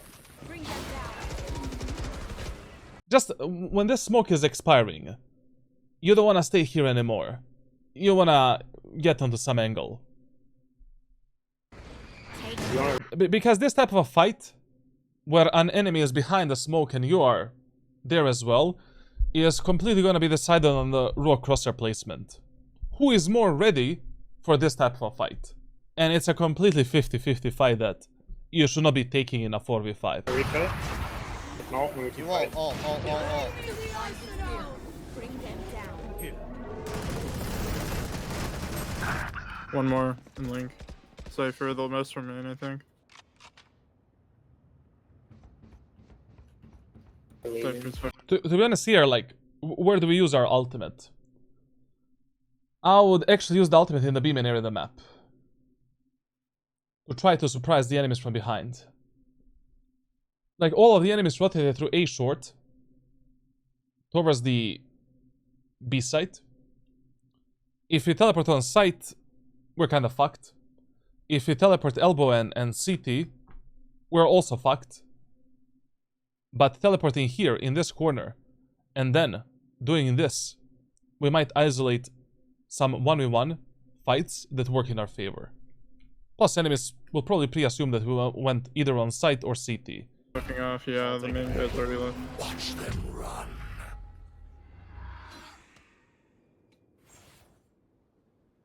There we go, I could be here. Well, never mind. Enemies had a different plan. Towards A. Drop mid. Spike planted. Last player standing.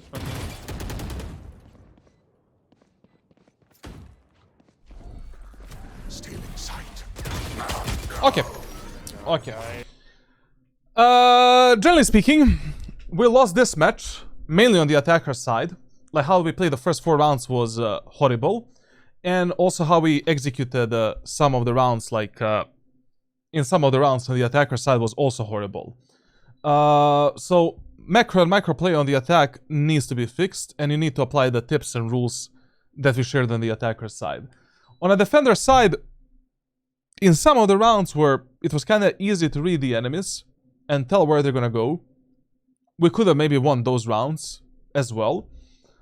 In that second anti-eco round, like, you know, you made a huge mistake where, like, you have the outlaw, 45 HP, and you're closing the gap with the enemies and playing a ghost. What the fuck? Like, on a defender side, macro mistakes didn't fuck you that much, you know, team play mistakes. Team play was okay. But the problem is, like, you were never really trying to take any space from the enemies. You were always positioning in the same spot 24/7. You're playing Omen, you have a paranoia, you have a smoke, you can take A main, B main, mid, everything. Cut off the enemies completely.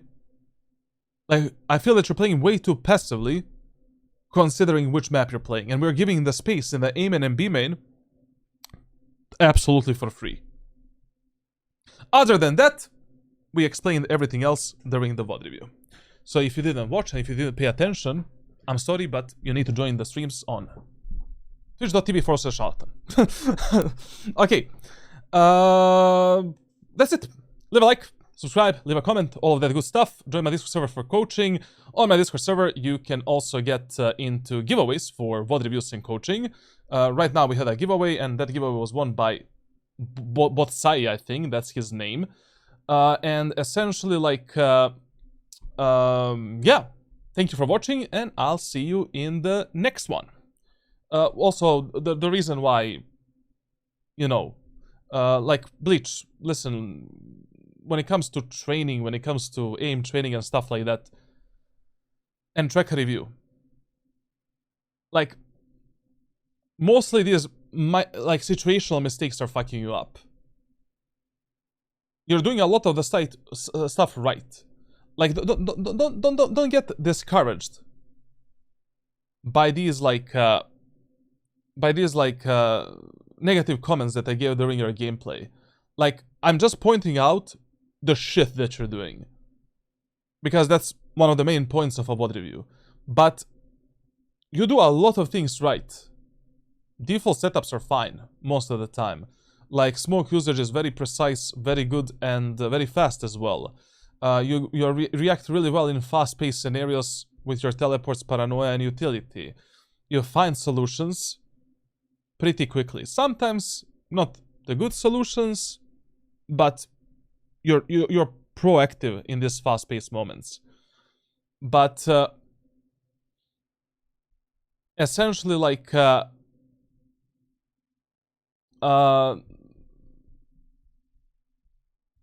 these micro mistakes during the post plans, during the advantages, like, on the attacker side, where to go, what to do, and are what you need to fix. And you need to have a bit better balance between aggressive and passive playstyle. Just a second, he is in the chat. When I'm carrying a game like this, I tend to play more passively like this because I get scared I'll die early and I won't be able to finish out the round myself. But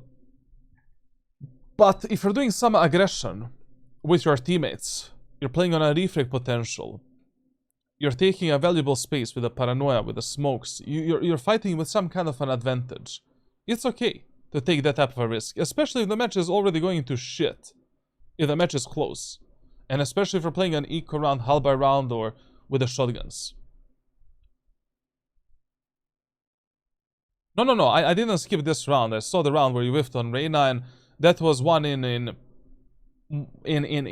like, that's the only time when that type of shit happened to you. And yes, like, you know, in this elo, you should be valuing your life more than anything else. Like, but the thing is, on attacker side, for an example, you cannot play this passively if you're executing B site with this team composition. Like, this team composition is terrible for the 5-man executes. And if you're not moving in, if you're not the one taking space, who else is gonna do it? You know? Especially in these, like, eco rounds, halberd rounds, bonus rounds, and stuff like that. Okay. That's best ways to become rich investing in Nigerian anime selling Azerbaijan midgets, scamming dementia patients. I think we should end the VOD review now, before my hair completely falls off from my community. Thank you.